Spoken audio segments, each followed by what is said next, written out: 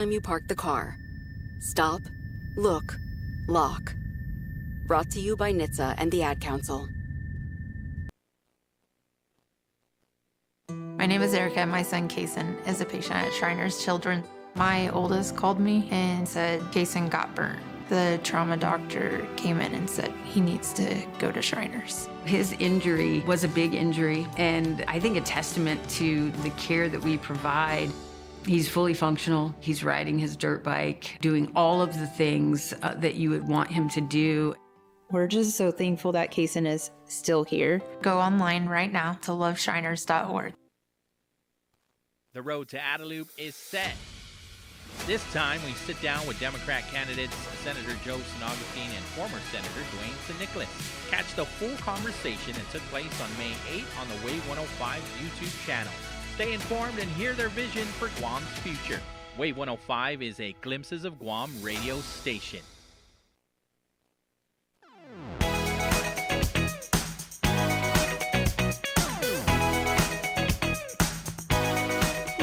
In the afternoon, we are KGUM, FM Dedido Guam. Welcome to the show. This is the BrightSide right here on Wave 105. My name is Ryan San Nicolas. On this Friday, July 10th. Man, Christmas in July. Standing by the host of the BrightSide, Mr. Pauly Suba. Buenas. Yeah, but Santa keeps bringing typhoons in July. Yeah, man. He needs to stop that. Yeah, he has to. This is worse than coal. That is worse than coal. The best gag gift ever. Well, we do want to thank our sponsors, and that's Chili's Grill and Bar. At Chili's, more life, great food, and memories happen here. Micro Pack, from Bose to Sony and more. Micro Pack is Guam's home for quality electronics. Subway, you got to refresh to be fresh. Triple J Ford. Get that free $500 gas card when you drive home with a new Ford truck. Visit triplejguam.com. Get pre-approved instantly. And GTA, we start with you.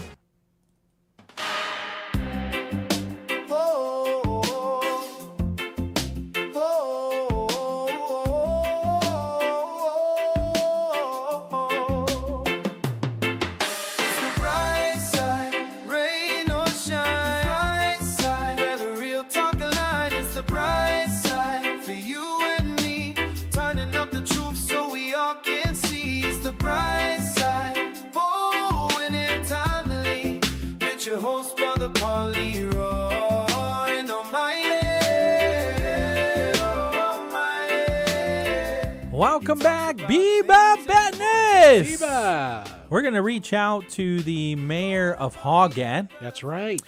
Kevin Siswico, because we want to learn more about this Super Typhoon Bavi relief for our brothers and sisters in Luta. All donations can be brought to the Hogat Mayor's office, which isn't hard to find because you're on Route 2 and you're driving past Naval Station, right? You're already in the village of Hogat. And if you see the mayor's office, it's got an amazing mural on the building. And then Sagan Besita is there too. And so you've gone there many times for the Hogat Mango Festival. And so that same property where they have the Mango Festival is exactly where you would go to check out, to bring your donations, right? And so again, this is butane gas, bottled water, Clorox wipes, rice, and canned goods. These are the items that our brothers and sisters in Luta are requesting. Again, this starts tomorrow from 8 a.m. to 5 p.m., both Saturday and Sunday, and then Monday through Friday, 7 a.m. to 4 p.m. Mayor Kevin Siswico has his phone number on there as well, 689-5387. And so that's how you can get a hold of him and if you would like to donate. So there's just a couple questions that we have him? Yeah, we have him. Awesome. Got him. He's right, standing by. Off a day, Mayor. Off a day. Thank you so much for the opportunity. How's Hogat doing? We're doing good. You know, we were very blessed, of course, with the storm And so we just continue to, clean up and, clean up around the community. And so we're okay. We fared all right in the municipality. That's good. I know that you have a really good relationship with other mayors in the NMI, and so it did not surprise me when I saw that you are putting together this relief for our brothers and sisters in Luta. And so, talk to me about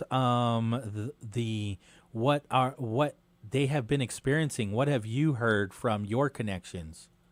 So, I actually spoke with, a council member of Mayor Aubrey, and I spoke to Mayor Aubrey herself yesterday.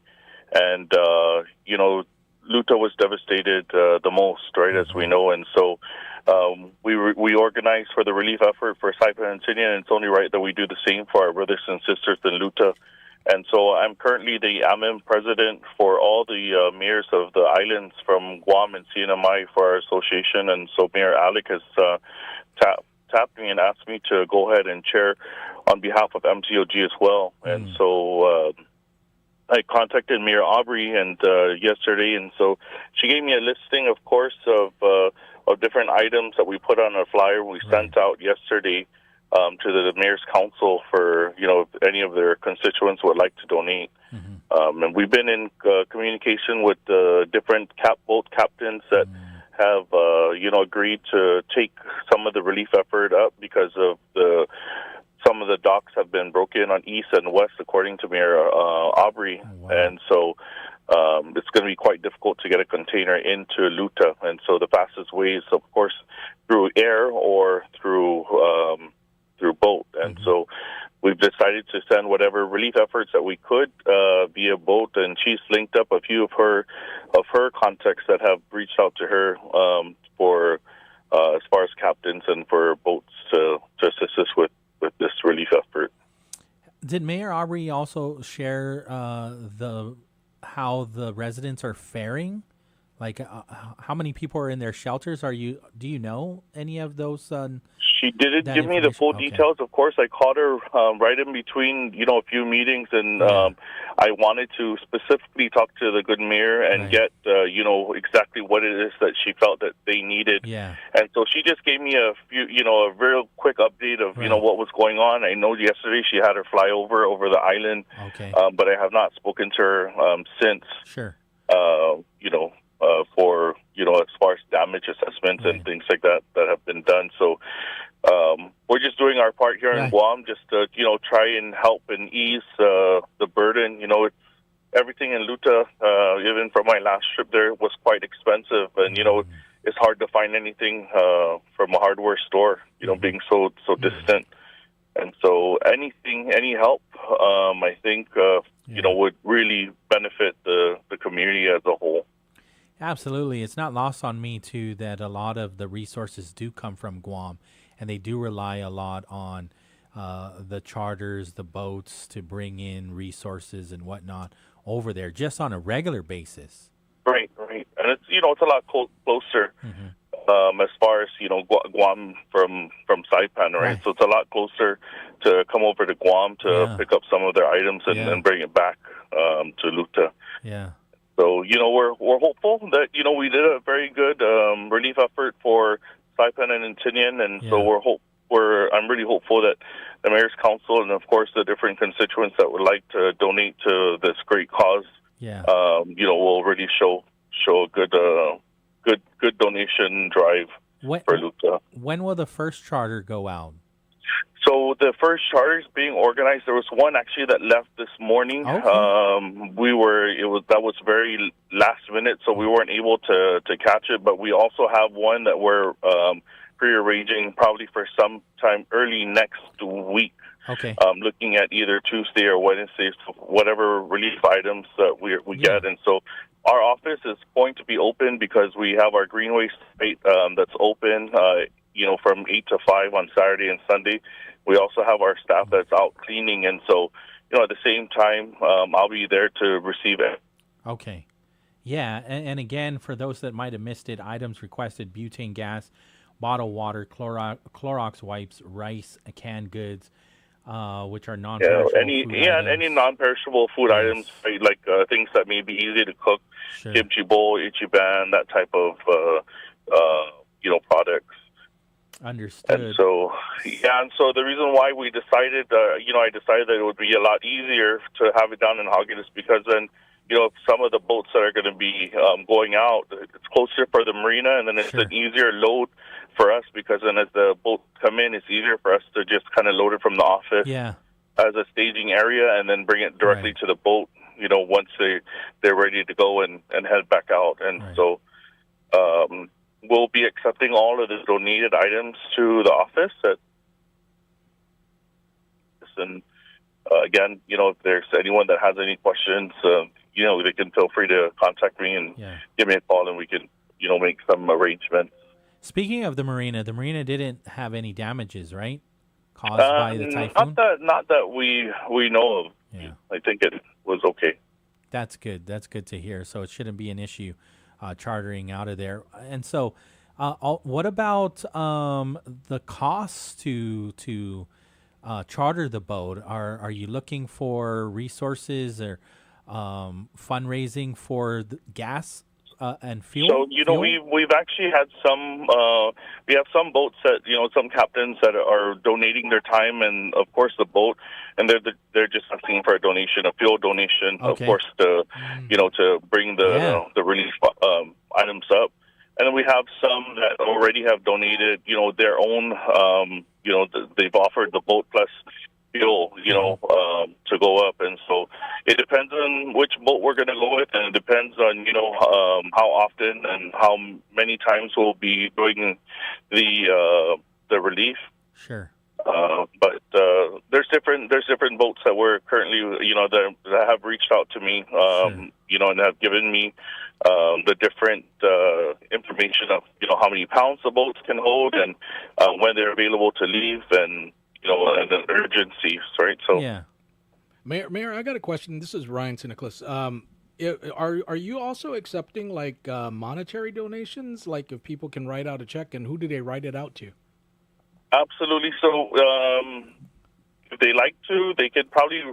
I would probably write it out to the Mayor's Council of Guam, and then we can write it over to Mayor Aubrey and her municipality. I don't have the, of course, her exact. I don't know who they would write it to out to Mayor Aubrey, but they can do that. I also received a call from a corporate sponsor that was willing to do a donation as far as fuel was concerned. So there's different ways other than just the canned goods and the non-perishable food items. If there's a corporate sponsor or if there's anyone that would like to assist in as far as fuel or even a cash donation that they would like to make.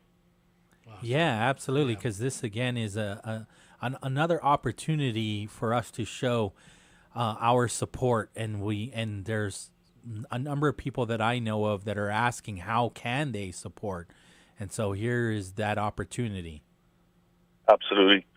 And so any help would count. We've all been through this before, and we'll count our blessings here in Guam that it wasn't for us, but it's our opportunity, like you said, to now extend that helping hand to our brothers and sisters in Luta. Well, I do want to ask, right, because it still was extensive enough for us to focus on recovery and canceling the Liberation Parade. And so I know that we have in Hoggett a number of memorials that you host, right? And so understanding that your vote came in, or as a whole, saying we're going to move forward with a unified memorial, right? Are there any constituents in Hoggett that are asking you to reconsider? I'm curious. No, we haven't received any calls, to reconsider. But because our memorial is typically on July 19th, which is Sunday, we'll just be offering Mass at Our Lady of Mount Carmel Church as a Mass of intention for those that maybe want to come in and, of course, just say a prayer for their loved ones, right? That were, lost in Fena. But there was, we normally host it on the 19th, and it's normally a time for us to go in and to pay our respects over at the Fena Cave site. However, due to the storm, right? We're not even too certain how the Fennec Cave site actually, what's the pathway there. And so there's different considerations for us. And so, the Unified Memorial, I think, came as the best option for everybody, most especially for our survivors, because then, it's at least a lot safer for them to be in one area and to commemorate the memorials. Sure. And I just for clarity, I'm hoping for our audience can better understand, too, that the agreement came because what happens if one mayor moves ahead and then it'll just be like a domino effect of, well, if this village did it, then I want our village to do it. And so can you just confirm that that's kind of why it went in that direction? There's, we had an open discussion with all the mayors, most especially for the ones with the memorials, and because of the time frame, there was already, I think the next memorial that was up, the closest one was the Kalagwak Memorial for Mayor June, and Barragata is one that always, make sure that they're ready to go, and Mayor June actually agreed, was one of the ones that agreed for a unified memorial. And so, seeing that, most of us were all in agreement, it just kind of made sense this year to just this is actually going to be the second time that we did the Unified Memorial for Guam, for the memorials. And so, we were ready. Hoggett was ready. We had our float. Our float was, I want to say maybe 50% completed already, and our memorial was cleaned up, and we had everything lined up from the busing to the Marine marching band that was going to play at our memorial. And so, things change and plans change, and so, we're going to just go ahead and follow the whole entire council. Did I miss the car show that happens also? So it was actually supposed to take place this weekend. It was, right? See, it was supposed to be. Yeah. This is actually our Mount Carmel Fiesta this weekend. However, because of the storm, as it was incoming, I went ahead and just made that decision that it's best if we push it back, and so it's been rescheduled to coincide and to be co-celebrated with our Santa Rosa Fiesta in August. Okay. So that at the end of August, we'll be having the car show and the Fiesta carnivals for both Mount Carmel and for Santa Rosa for Hoggett. Okay. So it's not canceled. We just postponed it. And, we were just a very small team at the office with, we only have 4 maintenance staff right now and, a small handful of, good thing we have the summer interns that are helping us, and so we're out there right now trying to make sure that our municipality is all cleaned up and safe and ready to go. Well, and so it's we're, as a matter of fact, it's the reason why we're also working Saturday and Sunday so that we can get our municipality back together. Well, for such a small team, you guys put on such an impressive event. The Mango Festival is premier, and that's like that's the hope that everybody can get their festival to meet that standard, which it doesn't always happen. I think that's a signature event already that everybody knows and expects, right? And so the fact that you're doing other events other than the Mango Festival is even more impressive. We try, we try our best to put out for our community and, not only for our community, but for the entire island, right, for us to come out and celebrate and, open up the municipality for everyone to come and enjoy and feel our southern hospitality. And so we really try and put things out there, for our kids. We have the different extravaganzas from Easter to Christmas and Thanksgiving and Halloween. And so it's just different things that we put out to keep our community active and, positive. And so we look forward to putting on these events for everybody. I also have to ask, how did the playground fare over at Nimitz Beach? It's okay? It actually, we were down there yesterday. That was actually our focus. We just lost him. Yeah. All right. Well, we can, if you don't mind, actually, I'll just message him while we go to the break.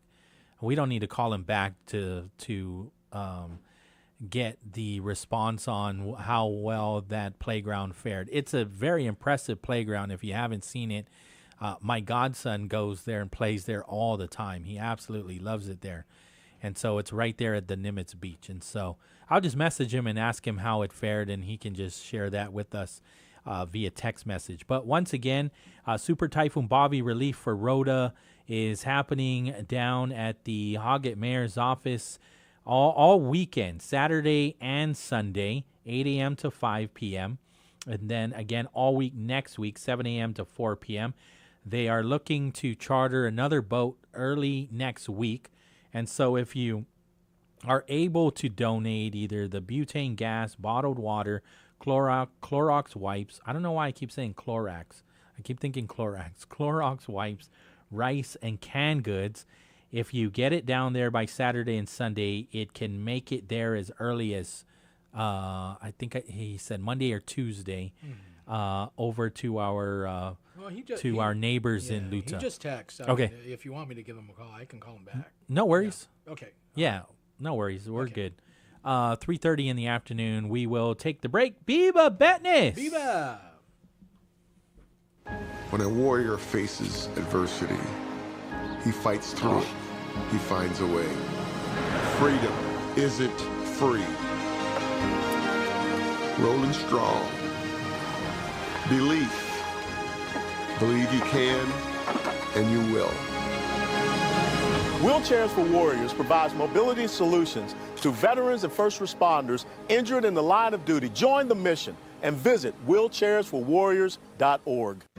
My name is Emma. I am 13 years old. 6 years ago, I was injured in a car accident that left me paralyzed from the waist down. Once I completed rehab, my mom applied for a Canine Companion service dog. Last January, I finally got to meet my service dog, Marcia. We quickly developed a very strong bond. Together, we go to my horseback riding lessons, school band practice, swim meets, and archery classes. Together, we pick vegetables, and we like to cut flowers. I love Marcia. She makes me feel like together we can do anything. I can't imagine life without her. She's a part of the family. We are just one of the thousands of teams Canine Companions has paired together over the past 50 years. With your help, we can continue for another 50. Visit canine.org to see the many ways you can change lives. I can tell that we are gonna be friends. All right, 3:31 in the afternoon, and this is going to be our first look at traffic for your Friday afternoon as we help you move forward along with Guam Auto Spot. On your daily commute, we're going to let Mr. Pauly tell you where to go and where not to go on your daily commute. Alpha Day, Mr. Pauly. Buenas. All right, let's break out my handy-dandy glimpses of Guam traffic app here. So I am starting to see congestion already on Route 1, Marine Corps Drive, in the Hagåtña area. And then definitely as you continue to head north in Tumuning ITC intersection, through the ITC intersection, all throughout from ITC to Route 10A, and then again Upper Tumon. I did get a response because remember when John called and John was very concerned that a lot of the intersections, they weren't being staffed after 5 p.m. Okay. And so Norm Analista, who is the PIO of Guam Police Department, he shared with us that all intersections will be staffed from 6 a.m. to 6 p.m. Obviously, the traffic intersections that are where the lights are not operating properly, right, due to power outages. Directing traffic as it gets dark presents additional hazards. Manual traffic direction puts traffic directors at an unacceptable risk of being struck by oncoming motorists who cannot see them in low light conditions. And that is the reason why they will end traffic, directing traffic operations at 6 p.m. as it gets darker. You know, That's the statement. Yeah, no, I totally get it, safety first and everything, but you know, when they do their checkpoints, they do have those tall floodlights. You know, at least for the ones that you know is still busy. How many floodlights do they have? Yeah. Because you can only do so many. Yeah. I mean, you know, you just flash it. I mean, it'll illuminate where, I mean, because Sure. I mean, we see it, you know, miles away, right? That, okay, there's going to be a checkpoint, so they could utilize that. I mean, but like I said, hey, safety first and everything, and if you don't have it, then don't do it. But if you do have it, maybe consider doing it, like, you know, on places on Marine Drive that do not have power, or, you know, the street or the traffic light is down. Right. Yeah, I mean, Well, it's going to be the weekend, so. It's good to know that they are at least going until 6 p.m. Because, again, one of our callers, John, who's a regular, says, oh, no, they were gone well before 6 p.m. So there you go. You're helping you move forward on this Friday afternoon. That's Guam Auto Spot. Call them up, 671-478-AUTO. Call them up to schedule a test drive, and you can also view their inventory on their website at guamautospot.com.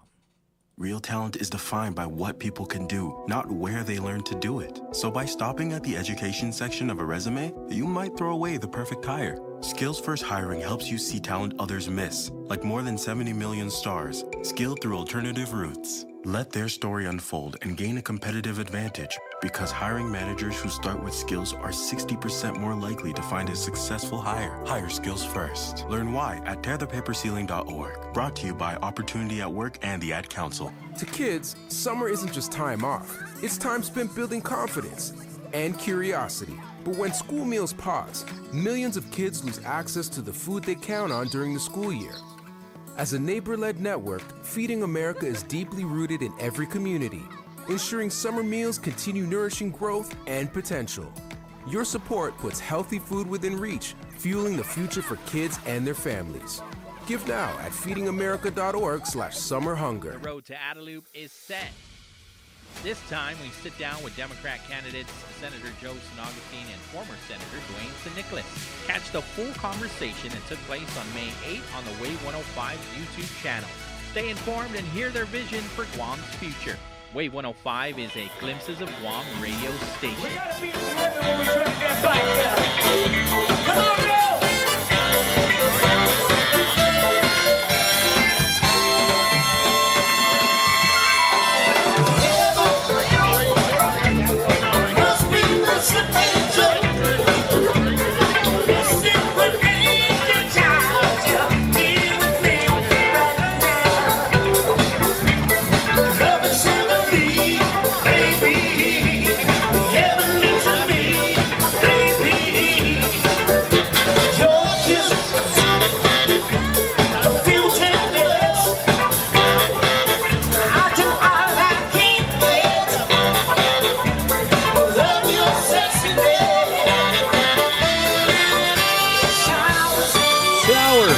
That's what we need.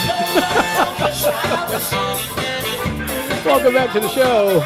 3:36 in the afternoon. This is the Bright Side. Thanks for tuning in. Here's the number, 671-922-1051. A gentleman called up and was like, hey, is Pauly taking calls? I go, we're going to go to a break. Call back.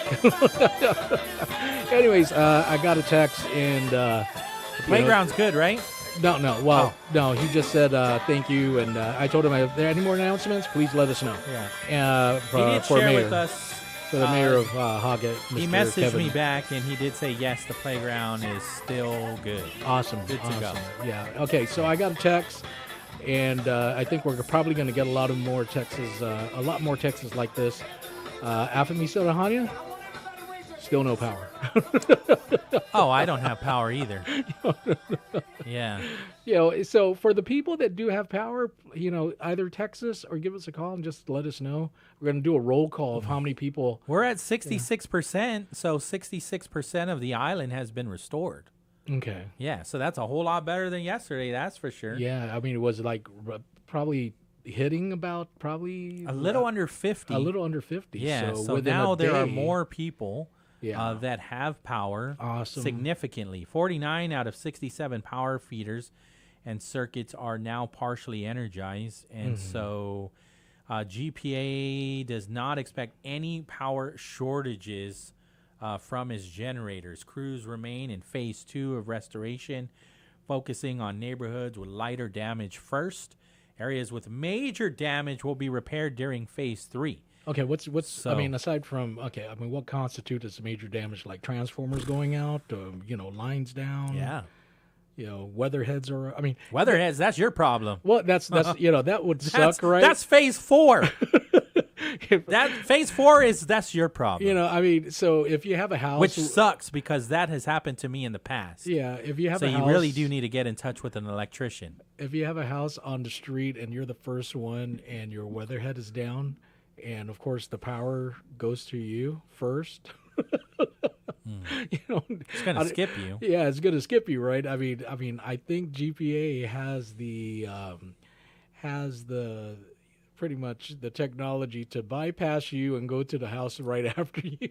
So, Yeah. which really sucks. It But, does. Another announcement. This one's personal because my sister, she did get her power back in Agani Heights. Yeah. And then around the afternoon, one of the transformers was sparking out.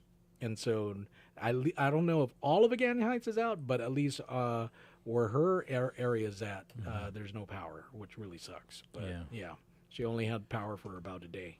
So, but the good news is we have enough transformers out there, according to GPA. Yeah, to be replaced. So just be patient. Even the Dotness ones still work. Yeah. All they got to do is just refurbish it and, at least paint it so we know it's good. And then water too, right? So all 75 water samples collected earlier this week tested negative for total coliform bacteria. An additional 16 water samples were collected Thursday, and testing will continue. Out of nearly 43,650 customers, about 2,740 customers, that's 6.3%, still do not have water service. So when you look at that 6.3%, you're like, oh, that's not so bad. But when you see there are 2,740 customers here, they don't have water. And that's chances are somebody, and if you don't, you are one of those people that don't have water. And that's worse than not having power for sure. 77 wells are operating, 8 running on island power, 69 running on generators. The Ugam water treatment plant remains operating. All wastewater treatment plants are functioning normally. As far as water pressure, it is improving.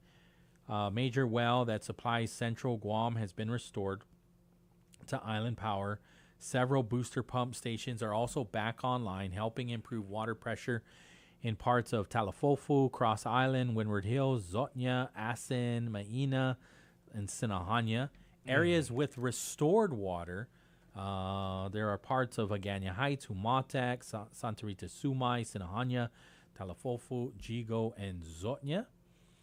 And then there are still many villages that may still experience low water pressure, no water at times, and temporary interruptions while crews balance the system. If your home lost water service for 48 hours or longer, you must boil your water before using it. Boil water for 3 minutes, then let it cool before using it for drinking, making ice, brushing teeth, washing dishes, and preparing food. People who lost water for less than 48 hours may also boil water as a precaution. And so this notice does not apply to customers who never lost water service. When it comes to the water distribution throughout the island, there are quite a few water tankers that remain available. The one in Santa Teresita Church right outside, you can see that right from Route 10. That's in Mangilao. The one in Dededo on Talan Palawan. There's also one in Ironwood in Machinao. The Barragata Library has a water tanker. Chalan La Chance in Jigo, the former Manglotnya Mart, That's Sunnyside. Shout outs to the mom and pops. That's over in the village of, that's still Mong Mong. No, that's Totu. In between. Those guys work. I mean, the new owners over there, I am just so very impressed with them. They're like a one-stop I haven't been there in a shop. while. Yeah, in a while. Yeah, I used to stay in Totu. I used to go to San Miguel, and that was one of the stores. They've really made that place such a vital store now, where you can even fill up your water gallons. So they're serving really good they were serving some really good breakfast before the storm. Right now there's no power in all of MTM, so they're on generator, but they have provided such an amazing service to the residents in MTM. I gotta go there and check them out. It's been they're a while. great. They even printed shirts like Get outta MTM here. Pride. Wow. Like, that's how much they love this community. They printed shirts. You know how like you have the fuck eye and the fresco. I got a Hagu reel. Right. You know? So you can get your own like MTM Pride t-shirt there. Nice. Yeah. Wow. So they're doing a lot so over there. they actually do pressing there, no? Or I don't know if they do pressing there, but I know they printed those shirts, those t-shirts. And okay. I saw it, and my brother-in-laws, they're born and raised in MTM, so we were able to get them shirts, and they love their shirts. And I don't ever remember shirts being printed for the village like that. You know what I want to do, and nobody's done this before, but I want to get all the Democrat candidates that I'm going to support and all the Republican candidates and just put their names on the back and front of my T-shirt. Oh, like Underwood and Gutierrez and I mean, names that you would never see put together. And it's like, hey, okay, I'm a walking billboard. Start paying me, guys. But you probably make a lot of money that way. Yeah, people would buy those shirts. I would buy it. Yeah, definitely. I mean, it's like the Democrats should just put all the last names. Yeah. Right under on the shirt, like Barnett Ann, Shelton Ann, Rigel Ann, Kanata, Perez Ann. Yeah, and then the Republicans can do the same thing. Han, who else? Duenas, right? And it has to be double Duenas because there's another Duenas, Alex Duenas and Chris Duenas. So A Duenas, C Duenas, yeah, C Duenas. Yeah. If anybody out there can give me some quotes, I'm probably going to do something like that. Just get a nice white, quick dry T-shirt and just go and, I'll go into the Guam Election Commission. I'm not campaigning. I just have names. Because I'm not flying any colors, and just to keep it straight down the line, Democrats blue, honestly, Republicans red. I don't even think they'll figure it out. Yeah. It was like, who are you supporting? I'm supporting everyone. It's just a shirt that happens to have last names exactly of random people. We can't have it because it's like I say Jay Lahan. Well, that's my friend Jason. Jason Lahan. What is the C Duenas? Oh, that's Clifford Duenas. Yeah. The other place is Carabao Statue. The Carabao Statue Law in Zotnya also has a water tanker. And the Talafofo Mayor's office has a water tanker. Remember, you got to bring your own containers now. And so they're not like the gas stations, right? You can bring whatever container you want and fill it up with water. At the gas station, you have to have an official gas tank because people would bring like the giant water gallons. And instead of water, they're putting gas. I remember, and that's not allowed. I remember the vinegar, the vinegar jugs and everything and all. Before they had this, you had to use the gas containers. Everybody was bringing soy sauce bottles. Soy sauce bottles? That's crazy. That was desperate. You have that big of a soy sauce bottle for gas? Yeah, that's crazy. But that was back in the day. Nowadays, they won't do that. Yeah, it actually has to be a designated gas container that you would buy at a hardware store or at a gas station. They're just going to look at me, boy, no, they, you can't do that here. No. No. Let's see here. And so a lot of the information I'm pulling off of the latest JIC release, right? Okay. So 2 temporary disposal sites, once again, open daily through July 25th, 8 a.m. to 5 p.m. The last entry at 4:30. So the one over by the former GMH on Epau Point, which, by the way, I think that they still have debris from Sinlaku that was there. They just have to separate it. Yeah, because DPW was saying something along the lines of they were requesting about $10 million to remove the debris from Sinlaku. It's going to cost practically $10 million. I was like, that's not, what? Really? 10 just to million? remove it? Go get the dump trucks from Guam Solid Waste. Wow. And remove it. Because it's most of that's going to end up at Ladson anyways. You know, that's the problem. That's why FEMA takes forever and a day, is because when you ask for an exorbitant amount, they're going to say, hey, hold on for a second. That's just green waste. I don't, honestly, that number sounds ridiculous to me. Mm-hmm. Really? $10 million? For $1,000, I'll get rid of it. I'll just burn it. What happened is the fire ants. Yeah, that number seems pretty high to me. Man. That's inflated, but I mean, that's what they said. I mean, whenever you go into like if you're going to make a business deal, when you aim, you go for the highest, right? And then you work your way down. So they're going to start at 10 million. And then FEMA's going to say, no, that looks more like 2 million, not 10 million. So, Gov Guam, it seems like, okay, we're going to raise it all the way up to 10 million and see how much we can get. But, the process of that is FEMA's, that's why it takes forever, because FEMA, okay, they're going to go in there. What is 10 million about this? I'm sorry, this, and then it won't get approved. And it won't get approved. And then reimbursed. Yeah. So, it's just. Is that really how much it costs now? To move debris, waste? $10 million? Man, a 5-gallon gas tank or a gas container would take care of that. That's which reminds me, I got to point this out. So last night, right? Everybody has no power. Everybody's windows are open and everything, and so to the jerk that was burning last night, Go tell that. Well, you see, that's just it. I don't know where it was coming from. I mean, we can't see the smoke. You couldn't see the smoke. I mean, can it was smell dark. The smoke. You can smell it, and so the whole house was smelling like burnt debris. So that I think that guy's onto something. It didn't cost him $10 million. Yeah. So, but the air quality. But maybe he did get the permit though.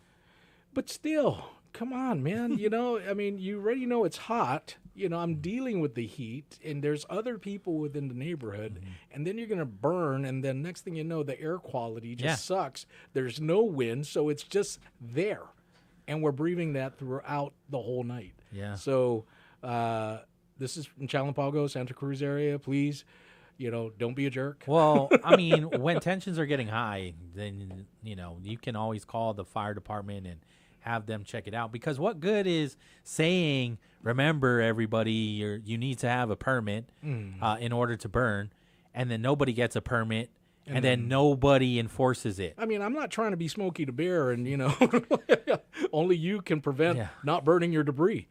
How you normalize things and how you get a community to follow the rules are to enforce the rules, and you can just. A perfect example is Singapore. They will not let it slide. Yeah. They have rules in place, and if you break them, get ready to be whipped.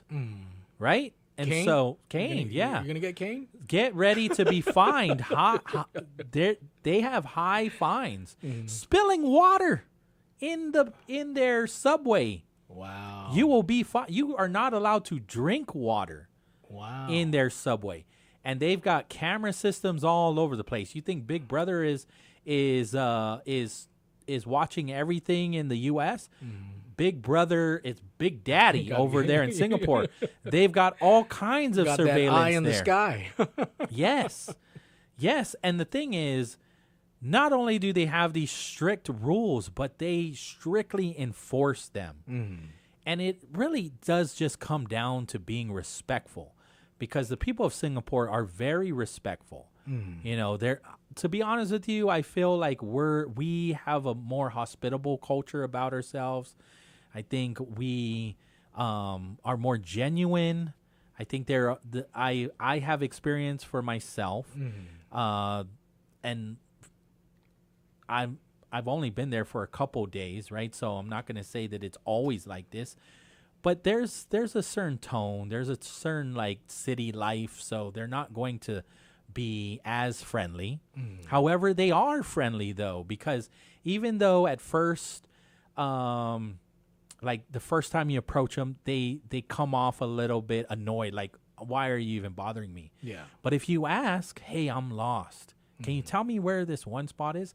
Not only will they point it, at least for my own experience, they walked me over to where it was. And then they just walked off like, all right, now leave me alone. Pauly, you're However, too nice. You're too nice, because for me, right, this was a while back, you know, my girlfriend. In Singapore? No, Oh. here in Guam. So they went up to the Memorial Park, right?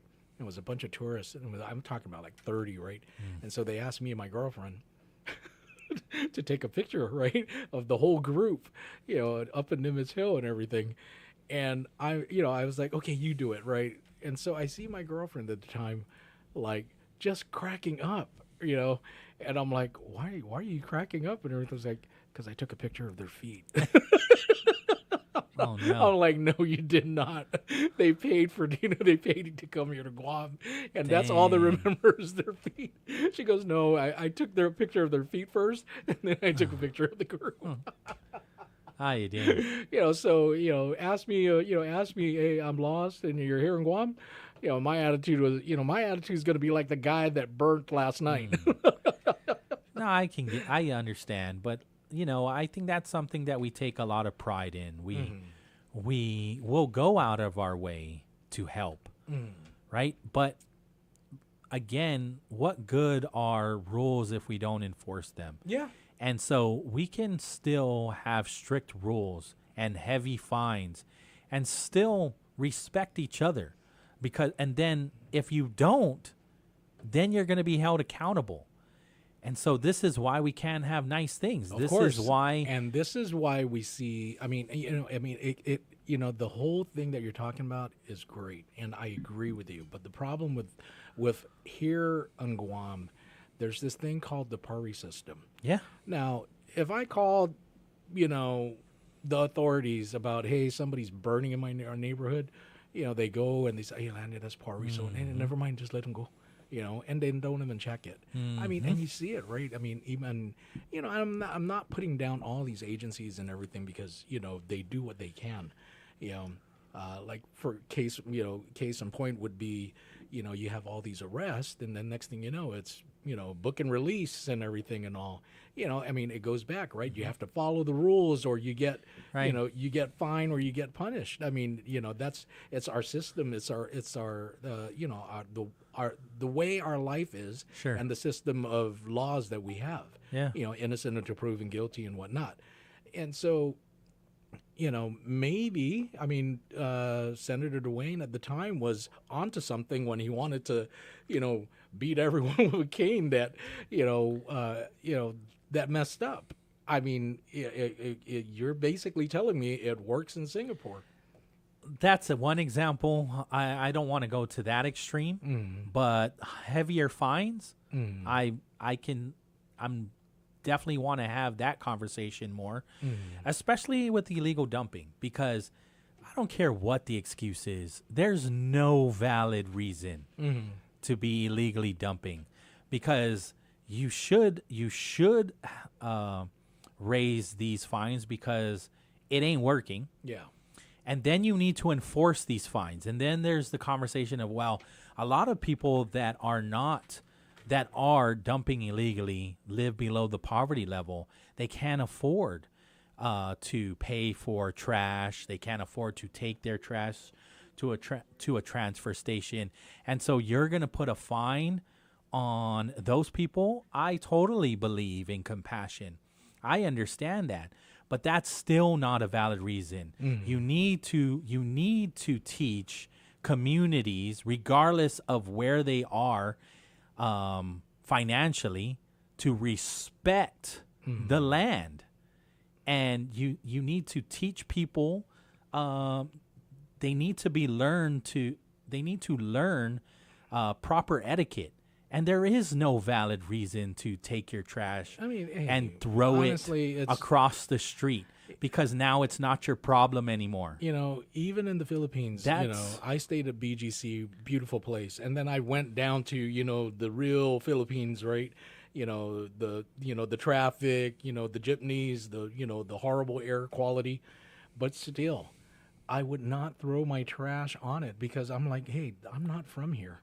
And I have to respect it, regardless how it looks. Yeah, but I'm not even talking about visitors doing it. Our own people are doing it. No, that's to what I'm saying. To each other. That's what I'm saying. So if I could respect another country, you damn well know I'm going to respect where I'm actually from. And so I think people need to take on that. Yeah. We have a caller in line 1.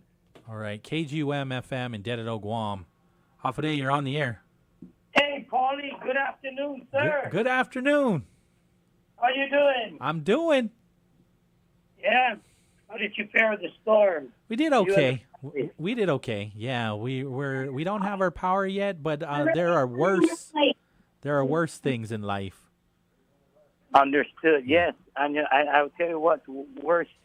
One thing that's worse in life is when GPA puts out their information in regards to what's happening with the power. It has to be more simple than that. Simple English. Like, explain it to me like I'm an 8-year-old. Because there's a lot of elderly that have no clue what they're saying or what they're putting out, Yeah, we don't need to know that. But when just a few minutes ago, you were able to indicate the percentage of the island that has power, right? It was like 60-something? Yes, sir. There. See, simple, right? And then I can do the math. And the other 30-some% includes me, because we don't have power yet. Right. And that's all, I know it's not an easy job. Right. It's difficult right after a storm, but to make it simpler, especially for the elderly, especially those that rely on medical devices this is true. to help them, sleep and help them, take care of their conditions, like a CPAP machine. You know what I'm saying? Mm-hmm. Yeah, so they have to be more, not detailed, but very simple. Make it simple for the older people so that they can understand what's going on. Yeah. It's almost like LeBron James. On stats, he looks like the GOAT, right? And you can just stand like, oh, wow, LeBron, this guy's the GOAT. Yeah. But when you do the eye test and then you see the accomplishment, then he's out of the picture. Oh, yeah. You know what I'm saying, Pauly? I know where you're coming from. Yeah. Come on, man. GPA should learn from that. Just look at LeBron's stats. It's the same thing when GPA puts it out in notification. And, hey, by the way, Pauly, I got a proposal, man. Yes, sir. Whoever's coming in, to the next legislature at the end of the year, they should try and put something forward in regards to putting the power lines underground. They can't say it cannot be done because Sinahanya is one village that has it. Zonia is another village that has it. I believe Barragata Heights is another one, if I'm correct. You know what I'm saying? It can be done. I know GPA has already put together a plan. It's going to cost $7 billion to do the whole island. Yeah, why not? And just do it in phases, right? In phases. Yeah, Maritzo. Okay. In Rohan, Agat, Umatak.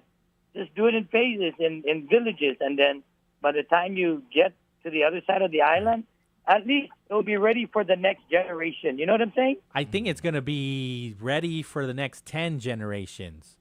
$7 billion is a lot for today's ratepayers to pay now. Yeah. No, but what I mean by it'll be ready for the next generation is that they'll have access now to that, where, my power is underground.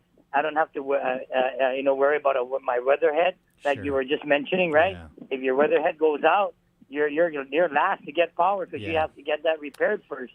Right? Yep. You know what I mean? Yeah. So, yeah, I really think that's what and that's maybe one of the questions they need to propose to the upcoming debate. That no, you guys are not going to run away from this because after every storm, it's not the same result, but some of the issues that arise from a previous storm arises when another storm hits the island. You know what I mean? I get it. I totally get it. Yeah. And that's all I wanted to put out, man, Pauly. Thank you, sir. Thank you, sir. And again, it's like, looking at LeBron James. Just let's keep it simple, right? Yeah, keep it simple, man. Just look at MJ. 6 championships, MVP, never lost. Period. Got it. Yeah. Got See how simple that is, Pauly? 9-time All-Star. Okay. Yeah. No. See, you got that wrong. 10-time scoring champ. Okay, all right. Oh, yeah, okay. And then slam dunk champ, what, twice? Yeah. Yeah, twice. You know what I mean? Yeah. Yeah. Hey, I hope they do something for the island. Jokes aside. Right. Yes. I hope they really do something for the island. Maybe not for our generation, but the next. That they get to enjoy the hard work of the government of Guam. I agree. Thank you, sir. Yeah. Okay. Okay, Pauly. All Stay safe, man. All right. And keep the news going. There you go. Absolutely. Yeah, I mean. Okay, out here, I'm just going to say this, okay? History will tell you, back in the day, we used to have a senator, and I'm not going to mention no names until somebody asks me. Call me, and I'll let you know.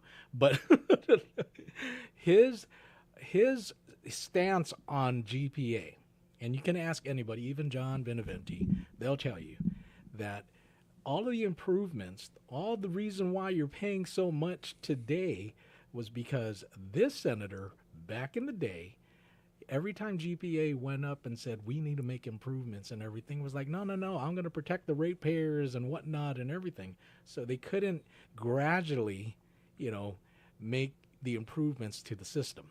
What does his last name rhymes with? Her last name rhymes with? No, his last name rhymes with? And because I'm just gonna call you because now I want to know. And I keep remembering the commercial that he did in TV, and I saw it. It's like, what was the commercial? If you're tired of paying rates, high rates from GPA and everything, vote for me, and I'll protect you, and I will never let the rates increase. And this was Don Parkinson. Yeah, and that's and that's the problem with GPA and GWA is you have to constantly improve the system because the infrastructure always needs to be maintained. Exactly. Always. The water pipes rust. They need to be switched out. I mean, it's a good gimmick, right? I mean, any sitting senator would say, I'm going to fight for to protect the people so that they don't have to do this and everything. And now look at us now. Here's the thing, right? And how much we're paying. Because is it worth the investment? Yes. Who's going to pay for it? Yeah. The ratepayers? Is it going to be are we going to raise taxes? Because I'll tell you what, we can't afford it at 4.5 going down to 4 on the BPT. So you'll have to raise BPT up again. You'll have to collect more taxes from the taxpayers. You'll have to raise the rates. With the gentleman that just called, right, where he said that we need to, start branching out and put the cables underground. If you look at the subdivisions down in Mauricio, also down in Pneumatic, they already have it. Sinahani was a test case. They did it in the 60s. Also Barragata Heights. And then there are some areas with the Gura 505 or 501. That's all underground. That sounds like the feds paid for it. And at one point in time, the feds actually went to Guam and said, hey, we want to put everything underground. So we need to continue that conversation. Right after Typhoon Karen, I believe, in the 60s. We need to continue that conversation again. There are a lot of things happening in this region. If we have a unified voice to say, listen, we are experiencing so much uncertainty because of the geopolitics. And when you talk about national defense and you talk about some of the resources that are military resources and investments that are here, you need to protect those. So you should invest in this infrastructure. And they're also being affected by power outages, right? And so you want to keep the power on from one base to another. You should invest in this. And at that's one point the in only way that we can address this together. Because I'll tell you, my power bill is too high now. And so I understand where Jesse's coming from. It can be ready for the next generation. But today, I cannot afford my power bill to be double the price. So 10 generations from now can benefit from underground power. I refuse. I will lose all of my livelihood. Oh, yeah. I will have nothing left.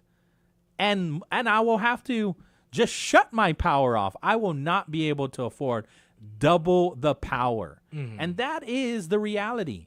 It is going to cost $7 billion.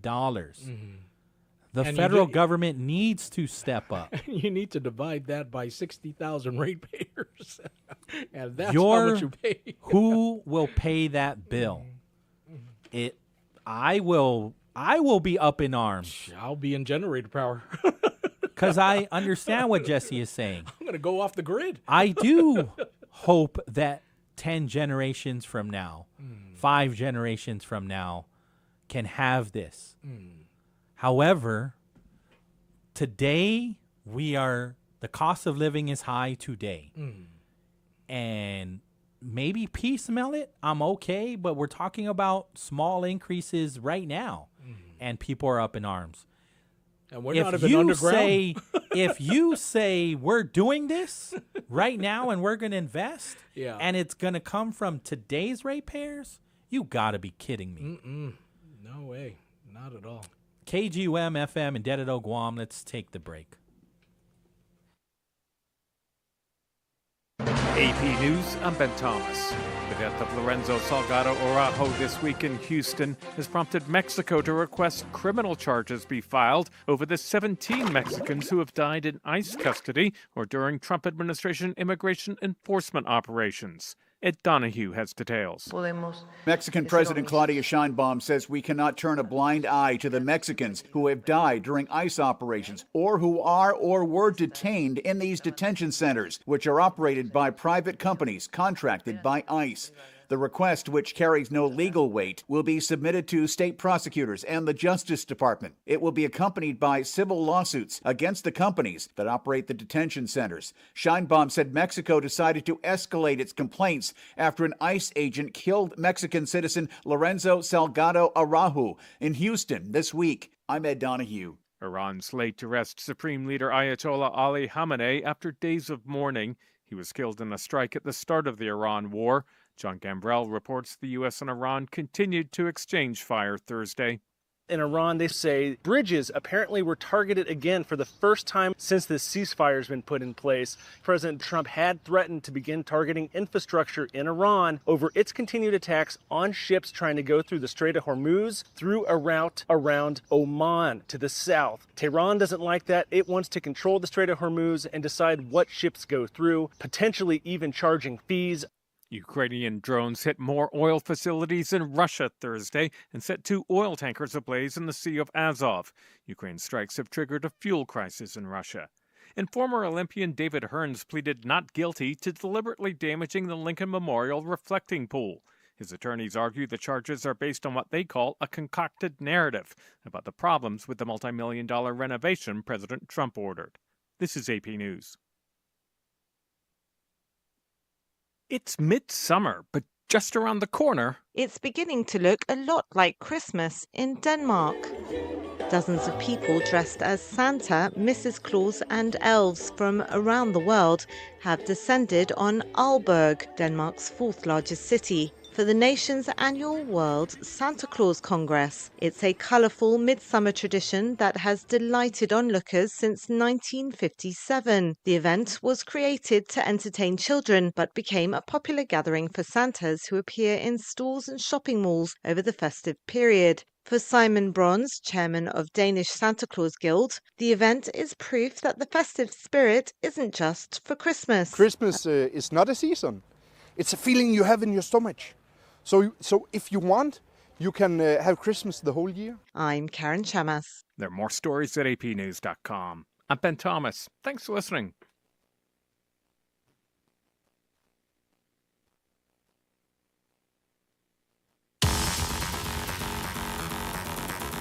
4:13 in the afternoon, and right about now it's time to check out the roads of Guam. First look for the 4 o'clock hour as we help you move forward.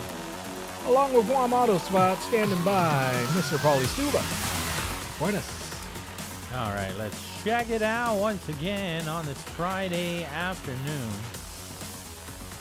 Yeah, things are definitely still very congested, and they're only going to get more so as we get closer to the 5 o'clock rush hour. Route 1 near major intersections, Route 8 as well. I have a feeling a lot of that congestion too is because a lot of our intersections are not operating properly because of the power outages, and continue to be extremely cautious as you come up to any of those major intersections, because we do have traffic guards there, whether they are Guam Police Department officers, the National Guard, or even Customs. We know that a lot of the major intersections have traffic guards, and so you definitely want to drive up there safely so you can be aware of the direction. And so continue to drive safely. And we do know from the Guam Police Department that traffic direction will end at 6 p.m.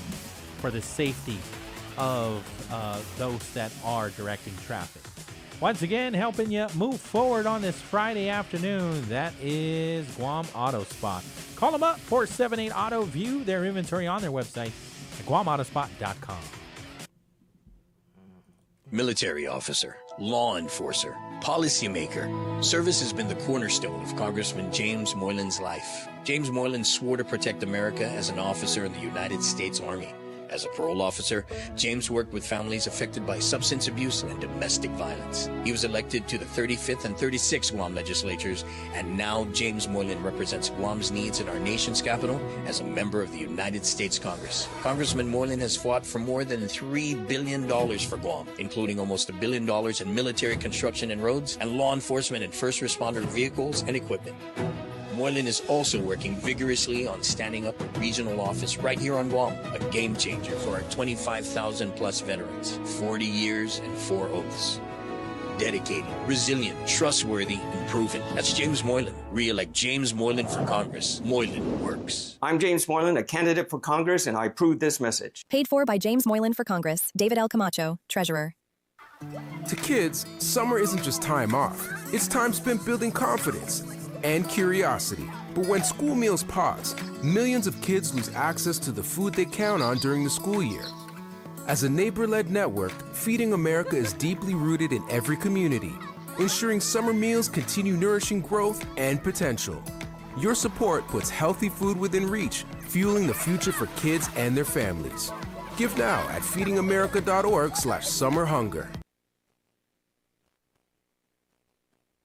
Close your eyes and open your senses. Introducing the all-new 2026 Mazda CX-5. Thoughtfully redesigned with a refined interior, larger 15.6-inch touchscreen display, advanced connectivity, and Mazda's signature driving experience. Enjoy elevated comfort, intuitive technology, and craftsmanship designed around you. The all-new 2026 Mazda CX-5 Sport is available from $29,995 or just $198 per paycheck. Get pre-approved instantly at triplejguam.com. First impressions start with a smile. Call the FHP Dental Clinic for quality dental care. Need a cleaning? Maybe a filling or another dental procedure? When you smile, everyone around you smiles. Now accepting new patients. Call 671-646-5825 extension 8562 for appointments. Most insurance plans accepted, including Take Care and GovGuam self-funded. Self-pay patients welcome. FHP Dental Clinic, our island, your clinic. The road to Adelup is here, and this time we spoke with Democrat candidates, Senator Torius Terlahi and Senator Sabina Perez. Here is your opportunity to hear how they plan to govern Guam. Watch the conversation on Wave 105's YouTube channel, dated May 28th. This is a Glimpses of Guam radio station.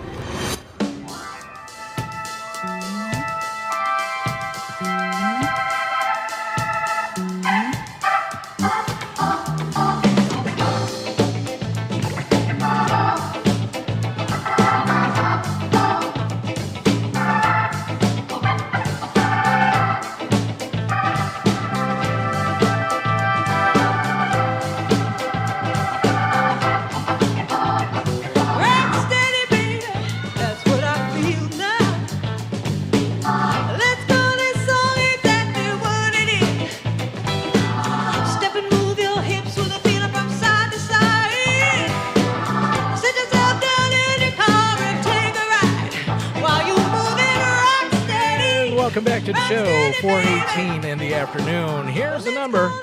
Phone lines are wide open, 671-922-1051 or 2.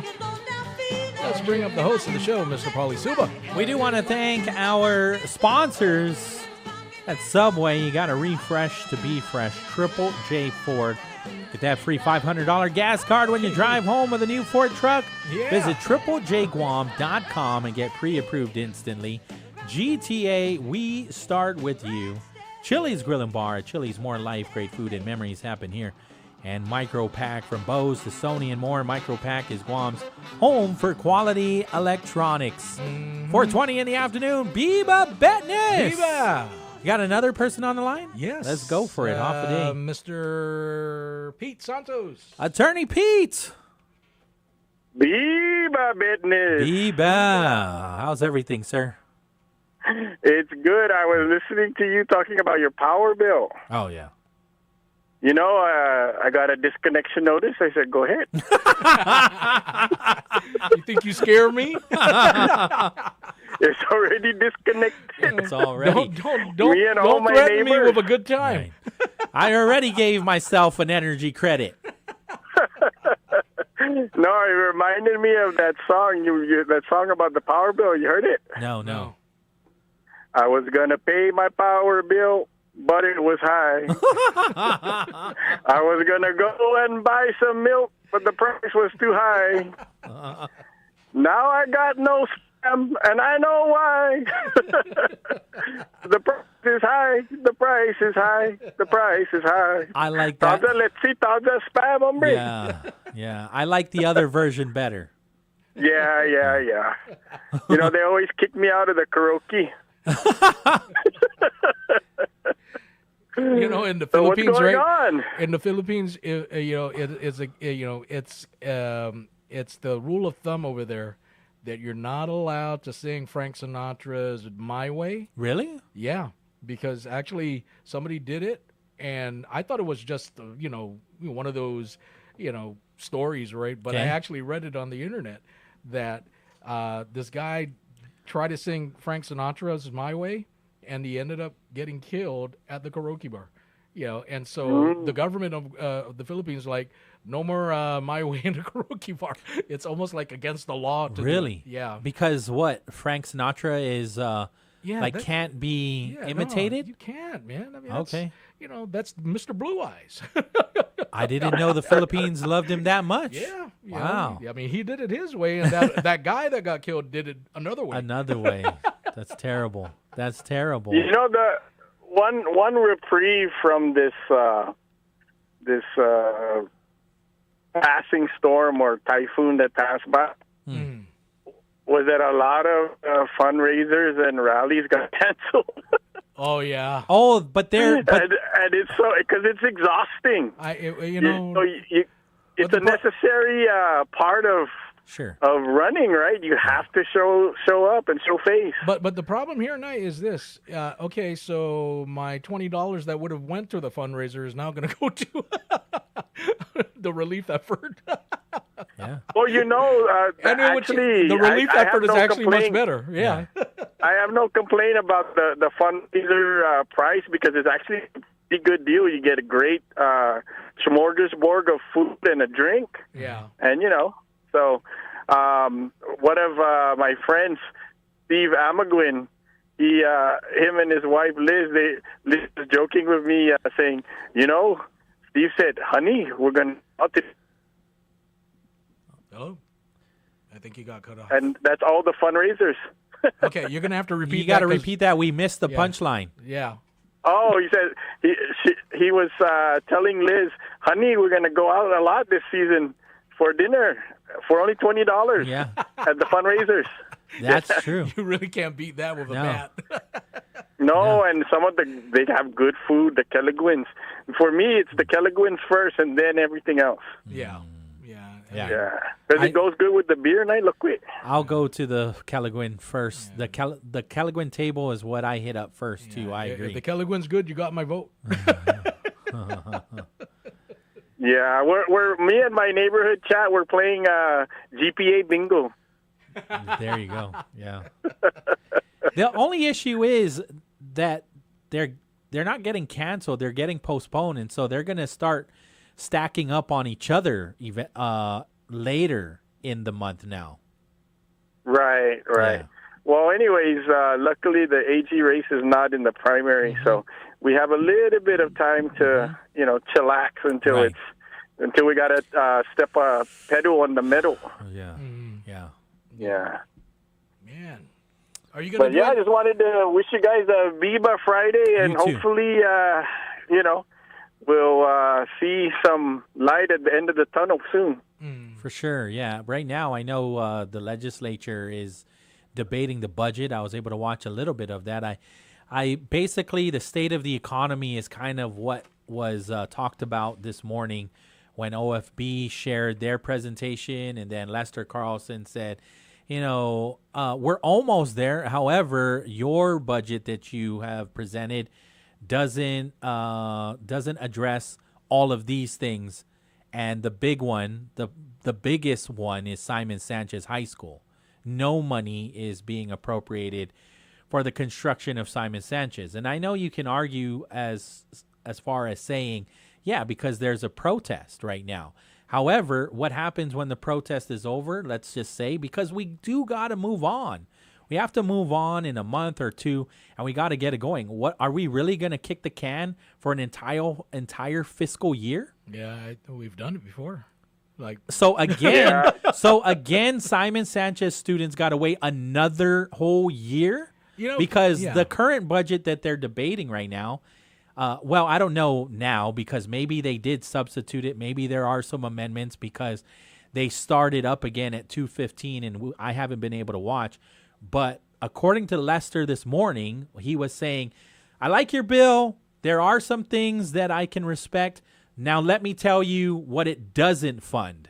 And the first line is Simon Sanchez High School. Pete, you're an attorney, so you know how this works, okay? I mean, as far as frivolous lawsuits, challenge, or, as far as contracts are concerned, is there a mechanism that we can follow as far as the federal government that even if there's a protest, the work still goes on?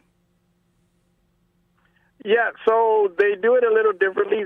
When someone lodges a protest, it doesn't automatically stop everything. They have to do an assessment, and then during that period when they assess whether or not it's a bona fide complaint, whether it's a meritorious complaint, there also has to be a bond posting, right? And then there's also on the back end, if it is found that it's frivolous, then you get blacklisted. And so the bond has to be posted by the person making the complaint, or correct. Yeah. Okay. Well, what's the holdup then? Because I seen some bills already. It really scrutinizes the protest process. No, but I think it was Lieutenant Governor Josh Tenorio that sent down a bill, right? So what's the holdup? Why are we not moving forward with the policy of that magnitude? Because a secret recording night for DPW came out. Well, no. What the pushback is that they are sort of like making an exception to the rule for the procurement process, and the legislature, I think, doesn't feel like that's a sound policy. Okay, so for the would-be candidates running for senator, I will support your campaign. I would vote for you if you do something of the process that if somebody's going to challenge, the contract or whatever, right? or do a protest, they should do a bond, because I don't know if that's what Gov Guam is doing. But no, they don't. It's automatically our procurement laws are like 40 years old. They need to. We're way past the way we used to do business back in the day, and things move a lot faster. And so we need to be able to be more responsive to, the system needs to be more responsive to things like protests. And also we need to increase its transparency. I mean, that's one of the reasons why there's so many protests, because there's lack of transparency. True. And so there's a lot of things that need to get the procurement system just needs to be revolutionized. I think it'll be things will move faster in regards to Pauly's point, right? What's the holdup? I think if anybody's going to, because, I mean, what is the percentage that they the post of the bond they would have to post? Because if a contract is about $135 million, they would have to pay like what, maybe 30% out of that? And if it's a frivolous lawsuit, it's usually somewhere around 1 or 2%. And then you can also do a cap, right? Yeah. You can make them have a cap so that it's not impossible to do a protest if it's a meritorious protest. Man, no, I would make it 25% out of 135, and then nobody's going to be able to protest. They're not going to be able to put up and that. And that is a good thing, because look at all the protests over the years, right? I mean, well, if we make the process more transparent, then that's a good thing. But the other thing, I was thinking was, it's a different, it's on the budget, but it's different. I know I've heard Pauly talk about this, about the budget cycle, how when the fiscal year is coming to an end, it promotes fraud, waste, and abuse, because we try to use all the money before we lose it. Right. And then there's performance-based budgeting, performance-based budgeting, but even that is not really a good solution. So there are other places that budget where it's sort of like an open-ended budget. Like, they don't actually give you a budget. Every quarter you have to, request money and justify what you're spending on. So that way you don't have anything in the bank. You just know that you're going to be have these needs for this quarter. So much for personnel, so much for capital improvement, so much for supplies, and then it's sort of like on a quarterly basis.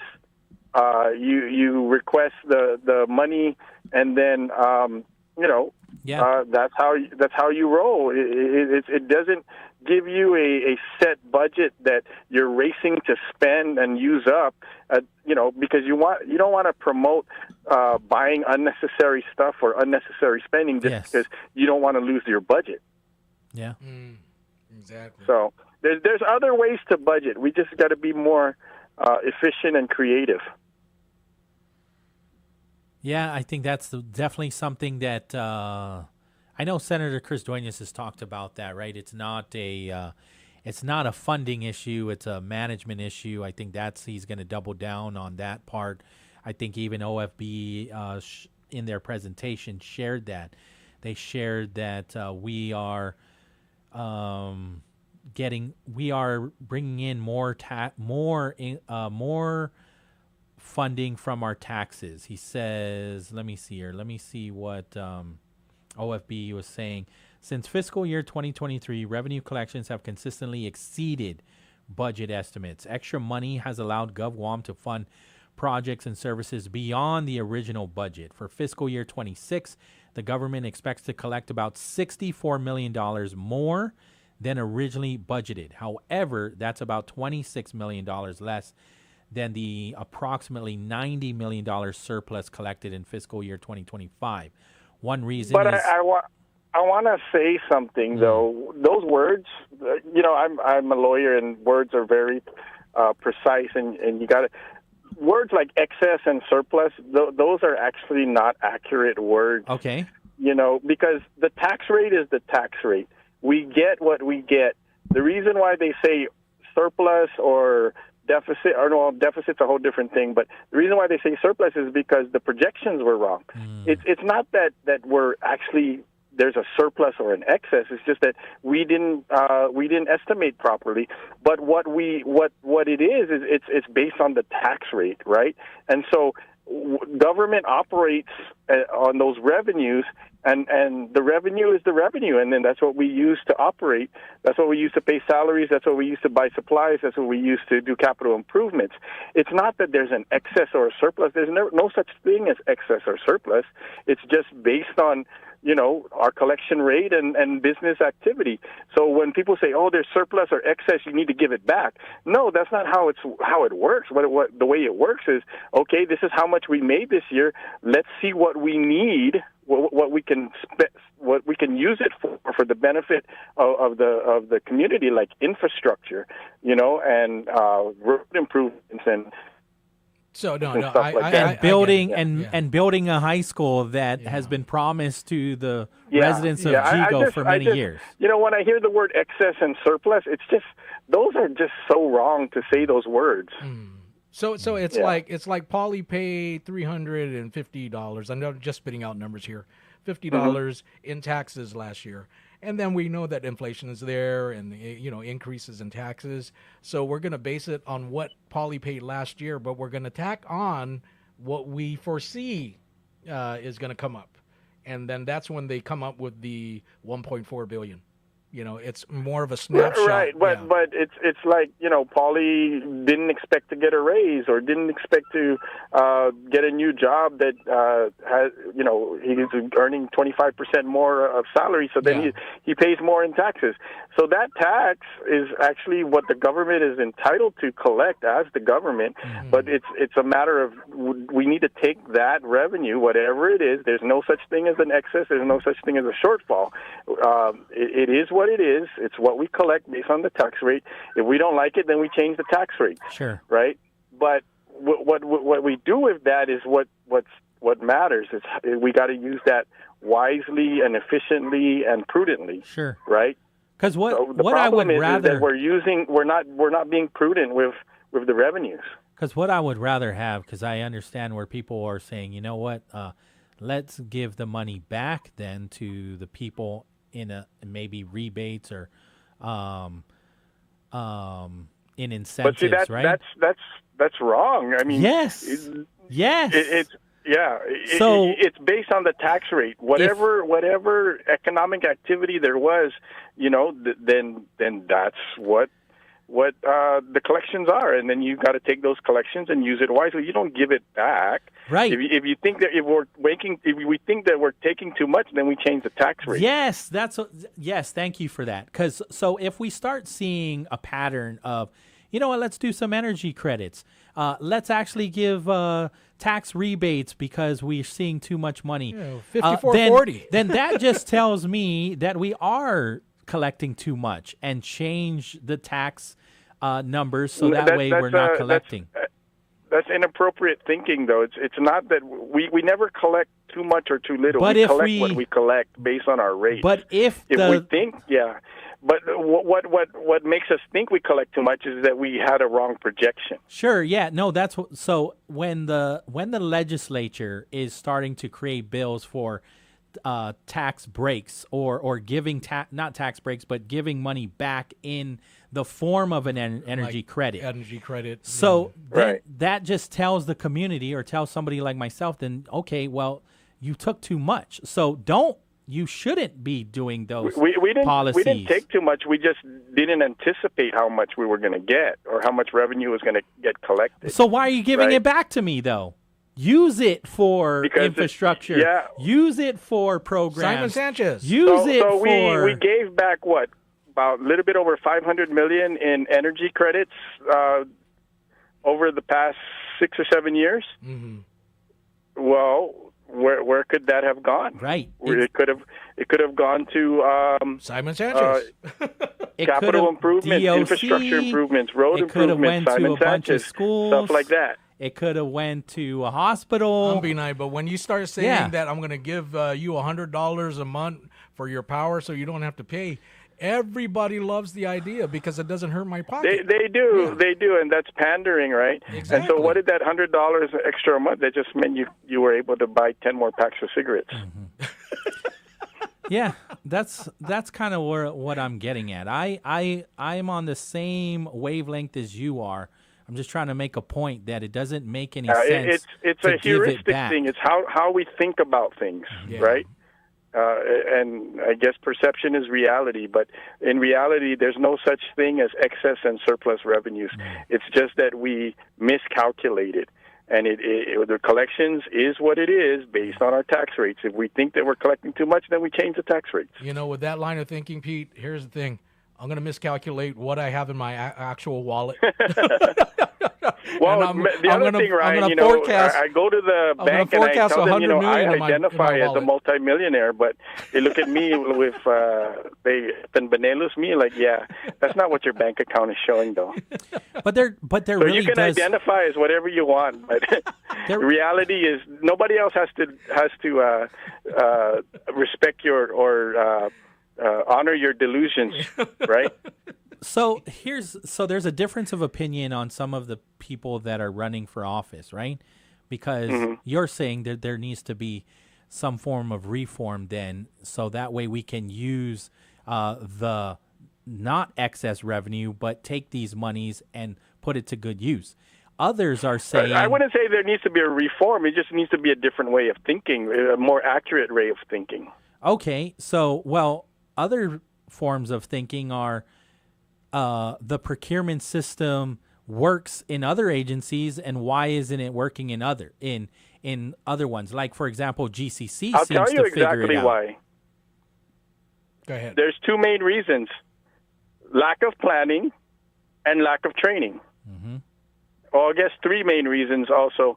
Well, it goes with lack of planning as well. It's poor execution, right? Whoever's the director or whoever's the deputy director or the senior classified employee, they should be the one, you know, keeping an eye on this. I mean, great example is our autonomous agencies, and look at GCC, right? How many years have GCC been able to do some amazing things? Yeah. And oh, by the way, come out with clean audits. And they're following the same rules as every other agency. Exactly. Correct, but it's prior planning, it's backwards planning, it's planning, you know, so that you don't end up losing your license and not being able to assess property taxes, right? So it's that lack of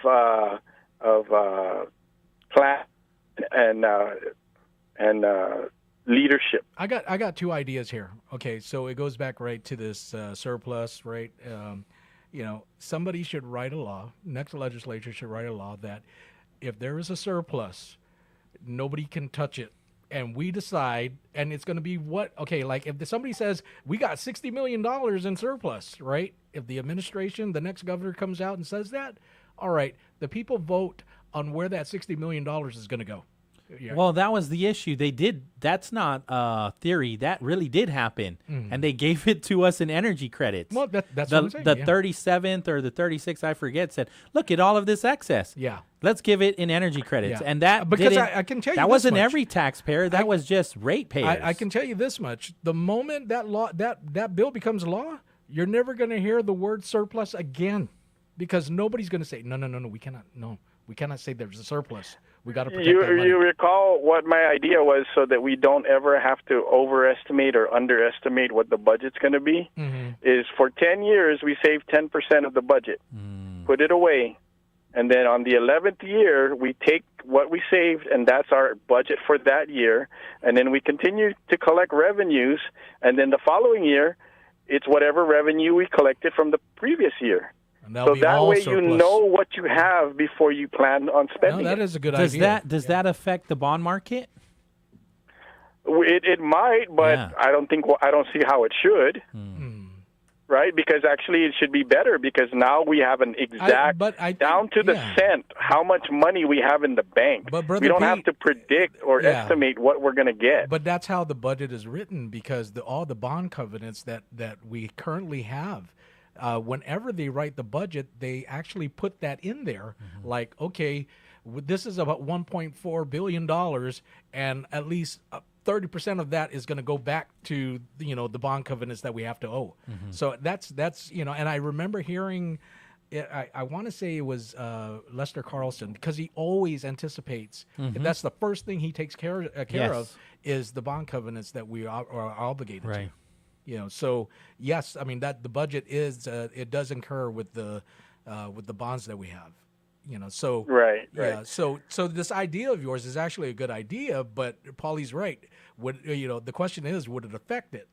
And we have bonds that are stretching for like 30 some years and everything.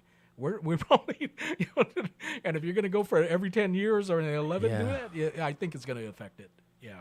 Well, yeah, but so it's by percentage, right? Mm-hmm. And so if you already know what you're going to have to spend for the year, then you have to take care of your debt service first, right? Mm-hmm. And then you have whatever's left is what you have for budgeting.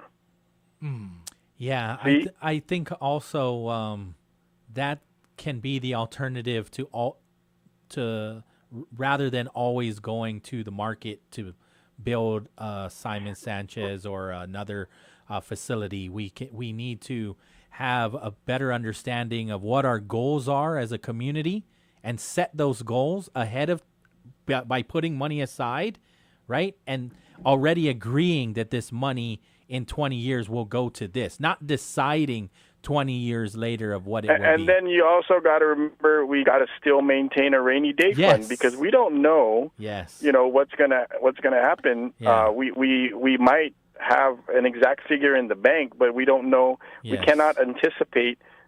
Stuff like Sinlaku or Bavi. Right. So we'll have a rainy day fund separate and apart from our annual budget. Right. Right. Well, it's unfortunate that the decision makers aren't the three of us. So we're going to take this break.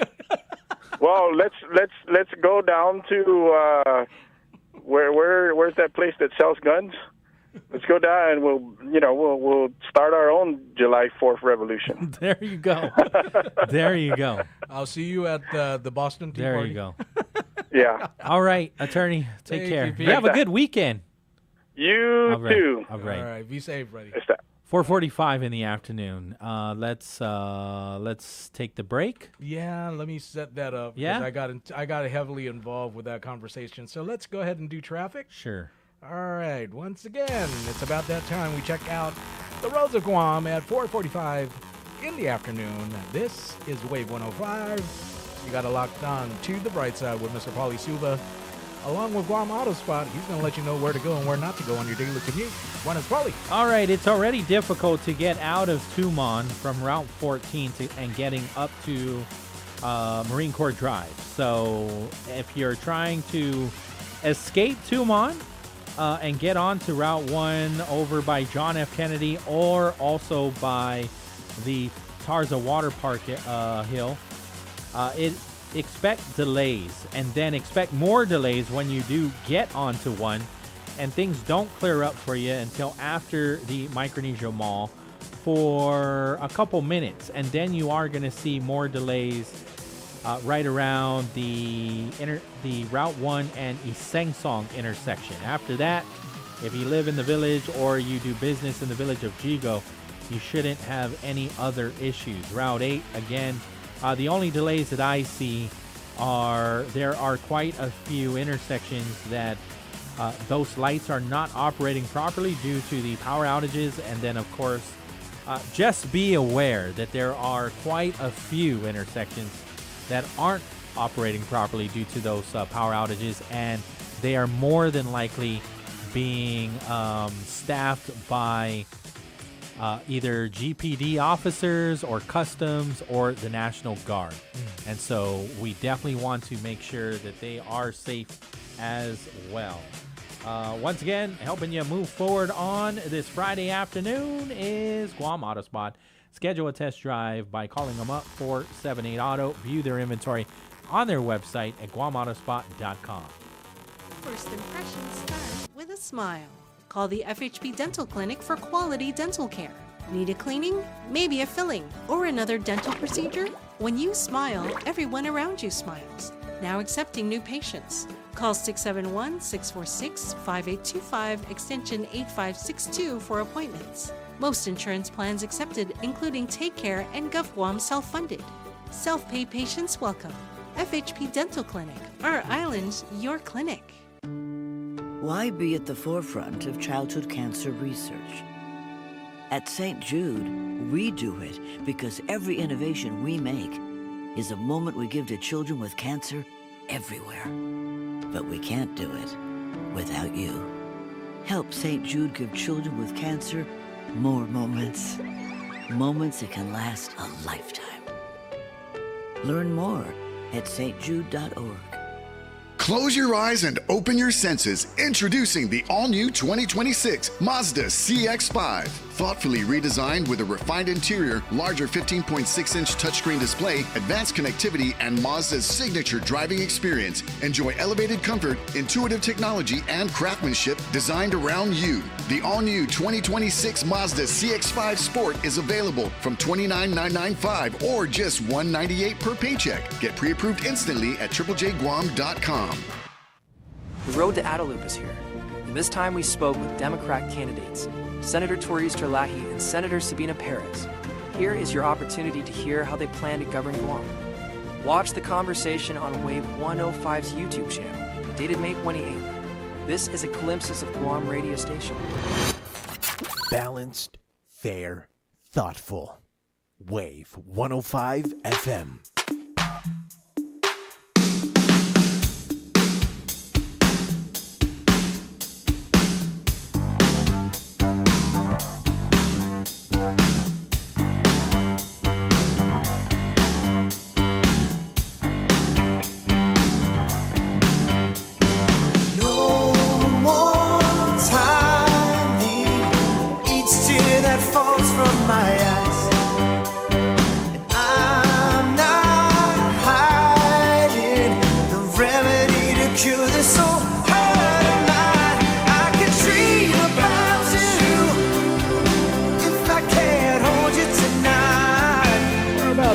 Away from the 5 o'clock hour. Here's the number, 671-922-1051. This is the Bright Side right here on Wave 105. Standing by, Mr. Pauly Suba.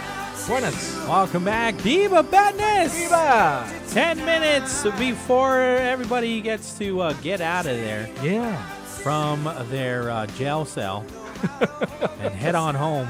Yeah. Go back to the hotness. Some wardens are worse than others.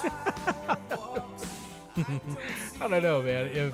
If my job had aircon like it does right now, I don't know. I'm not looking forward to going home, man. Lock me up and throw away the key, because I have no power at my house.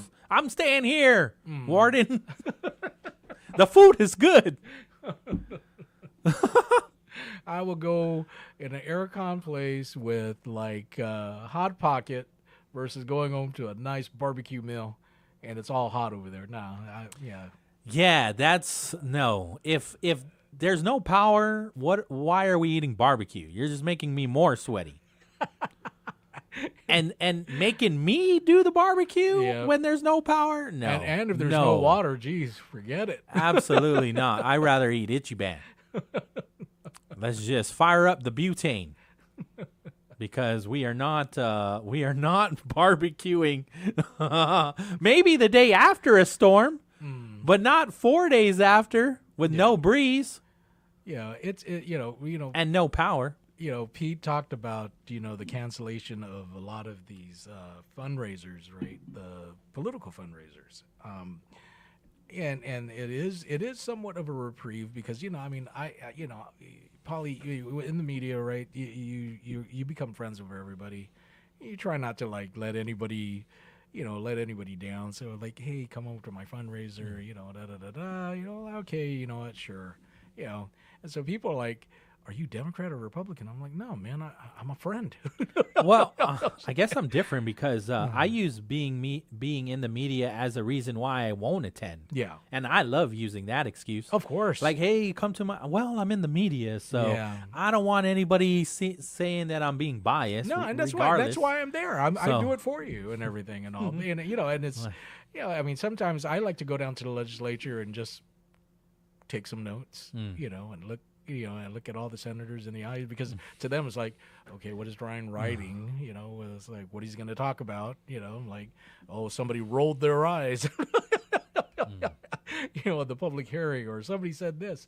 But, for me, it's just more of a learning process when I go down there to the public hearing, because it makes me understand the bill. And I encourage everybody to go down there. Yeah. If you don't know what's going on with certain bills and what it affects and everything, and I'm sure the senators down there would love more people to come out and attend these public hearings, because everybody's saying they're fighting for you, and so now it's put up or shut up, right? When you walk in that room, you look at their faces and say, are you really fighting for me? Okay, did the senator really look out for my interest? And so, and then you take that to the polls, which opened yesterday. Yeah. And you remember these things. So I encourage everybody to go down there. They have chairs out. You can watch it on the public hearing room, how they are because this whole thing about connectivity right now, right? A lot of people don't have power. It doesn't stop the people from actually going down there and watching them, because they're still going to have it on the big screens and everything. This is a $1.4 billion budget. This is your tax-paying money. You need to know where it's going. What agencies are going to hit. You can watch from the rafters too. Yeah, and look down and make it known that you're there watching. You have like GVB coming out asking for more money, right? You have GDOE asking for more money, and now this is where they the rubber meets the road, pretty much, right, so to speak. And I looked at the bill. They're not going to give GVB the $10 million that they're asking. They're not. Wow. It's in the budget bill already. At least the one that I was able to look at it. They're going to give them some money, obviously, for their budget. Okay. But not for the incentives, unless a senator fights real hard to argue why it's important to do that. But it's already in its current bill form. There's no $10 million for seat incentives you can't, for GVB. There is for the one that Senator Jesse Lujan talked about for the survey, the independent, independent study to see how effective GVB is currently. They did. That's in that budget. How much is it going to cost? I don't have it in front of me, but I saw a number. Okay, because I'm not $1 million. Yeah, it's not like the $5 million that Gita had, right, for GMH to do a study on how to run the hospital, and then for the GMH to come back and say we can't release it. See if I can find it. It's 194 pages, Ryan. Let me see if I can find it. Because anytime somebody talks about studies and everything, that's the only thing that I'm thinking about. And, here we're still lacking, a hospital. But this group came in, they made their recommendations, they did their assessments, and they presented it to Gita. And we can't even look at it. And it costs $5 million. GVB Realigned Study, $300,000 for an independent review of GVB. The study will look at GVB's effectiveness, accountability, leadership, internal governance, and needs. GVB must cooperate and provide records, contracts, policies, board materials, personnel information, and financial documents. This final report is due September 30, 2027. That's in this budget bill. And it's going to cost $300,000. $300,000. Not even a drop, like half of a drop of the bucket, right? Considering that we paid for studies, at an exorbitant amount of $5 million. Yeah, it's subjective. I hope it becomes public, right? That we could see it, because I would love to see what if it's costing if it's costing $1 of public money, we better be able to see it. Yeah, exactly. Yeah. And that's why all the recommendations and assessments that this group came up with, that Gita hired, that's pretty much the reason why we, if the study said build a parking lot, then at least they're following it, right? Yeah. Build more parking, please, right? But yeah, I don't know. Like I said, and show me a study that says one thing. Remember when we were talking about the paddling program for the southern villages? Yeah. That's on there too. Okay. $50,000 each to Hauget, Humatek, Malesu, and Inalahan. Nice. $200,000 for a southern coastal village paddling pilot program. I like the idea. So it goes to these mayors, $50,000 each. to put together this paddling program. Mhm. So that's also in the budget. I think it's good because, I mean, when you think about it, right, most of the paddling is done up north, right? And those are our coastal villages. Yeah, right? GVB is getting $28.97 million, $798,785 from the general fund, and then the rest is coming from the tourist attraction fund. So I know again that they were asking for on top of from the general fund, because that's where we got the $10 million last time for the incentive, right? Exactly.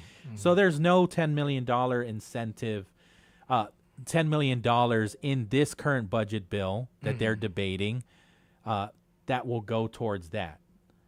And so I remember there was this misunderstanding where Senator Will Parkinson is like, well, we can't be taking money away from GVB. They're not taking money away. They're just not giving GVB 10 million specifically for incentives, for seat incentives.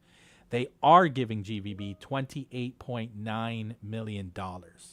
That's what they will have for fiscal year 2027, right? And so only $798,785 is coming from the general fund. The rest is coming from the tourist attraction fund. So that's how GVB will be. The tourist attraction fund comes, from percentages from all the tourists that are coming in here, right? But if there's, we saw like 800,000, right, for the last year, as far as tourists, all in all, right? That anywhere from to between 700,000 and 800,000. So the tourist attraction fund is not as robust as it used to be, right? Because we used to do 1.4 million tourists. So cut that in half, and what is that? I mean, does that affect the tourist attraction fund of maybe what was the number? 27 million? 28.17 from the tourist attraction fund will go to GVB. On top of that, $798,785 from the general fund. GVB may place up to $650,000 into its rainy day fund. I see. And then I know the other big one is retirement COLA, $2,500. So that's how much you're going to get. One-time payment. Every eligible GovGuam retiree or survivor will receive a one-time payment of $2,500. So that didn't go up. That's pretty much the standard, right? The standard, yeah. Is $2,500. Yeah. And so $19.6 million to pay COLA. Yeah. And we usually see that around November. I think at one point in time they were actually playing with the idea, right? Instead of the one-time payment that comes out at in increments. They were going to do it in increments, but the retirement like, no. I've talked to a number of retirees that they like the lump sum. Yeah. It's right. Not all of them do, but I've heard a good amount of retirees that do like that lump sum. Yeah.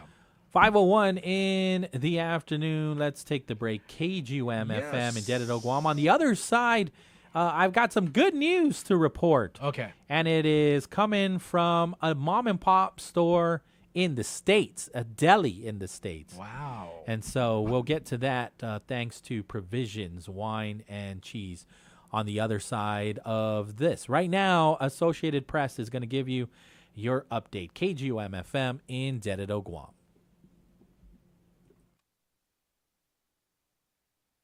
AP News, I'm Ben Thomas. The death of Lorenzo Salgado Araujo this week in Houston has prompted Mexico to request criminal charges be filed over the 17 Mexicans who have died in ICE custody or during Trump administration immigration enforcement operations. Ed Donahue has details. Mexican President Claudia Sheinbaum says we cannot turn a blind eye to the Mexicans who have died during ICE operations or who are or were detained in these detention centers, which are operated by private companies contracted by ICE. The request, which carries no legal weight, will be submitted to state prosecutors and the Justice Department. It will be accompanied by civil lawsuits against the companies that operate the detention centers. Sheinbaum said Mexico decided to escalate its complaints after an ICE agent killed Mexican citizen Lorenzo Salgado Araujo in Houston this week. I'm Ed Donahue. Iran's late to arrest Supreme Leader Ayatollah Ali Khamenei after days of mourning. He was killed in a strike at the start of the Iran war.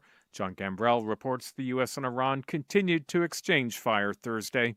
In Iran, they say bridges apparently were targeted again for the first time since this ceasefire has been put in place. President Trump had threatened to begin targeting infrastructure in Iran over its continued attacks on ships trying to go through the Strait of Hormuz through a route around Oman to the south. Tehran doesn't like that. It wants to control the Strait of Hormuz and decide what ships go through, potentially even charging fees. Ukrainian drones hit more oil facilities in Russia Thursday and set 2 oil tankers ablaze in the Sea of Azov. Ukraine's strikes have triggered a fuel crisis in Russia. And former Olympian David Hearns pleaded not guilty to deliberately damaging the Lincoln Memorial reflecting pool. His attorneys argue the charges are based on what they call a concocted narrative about the problems with the multi-million-dollar renovation President Trump ordered. This is AP News. It's midsummer, but just around the corner, It's beginning to look a lot like Christmas in Denmark.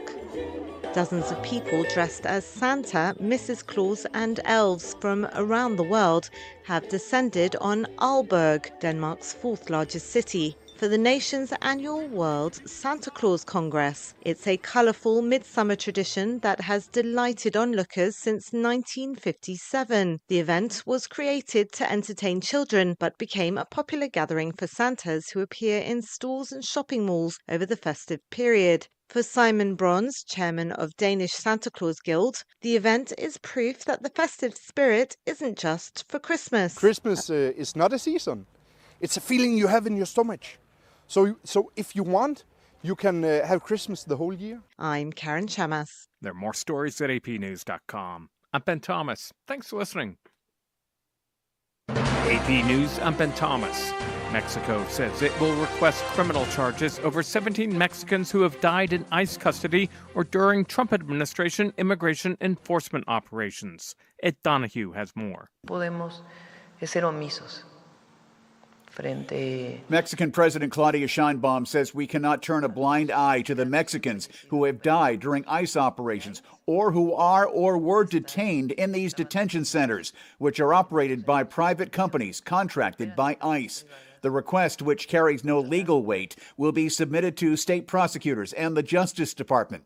It will be accompanied by civil lawsuits against the companies that operate the detention centers. Sheinbaum said Mexico decided to escalate its complaints after an ICE agent killed Mexican citizen Lorenzo Salgado Araujo in Houston this week. I'm Ed Donahue. The U.S.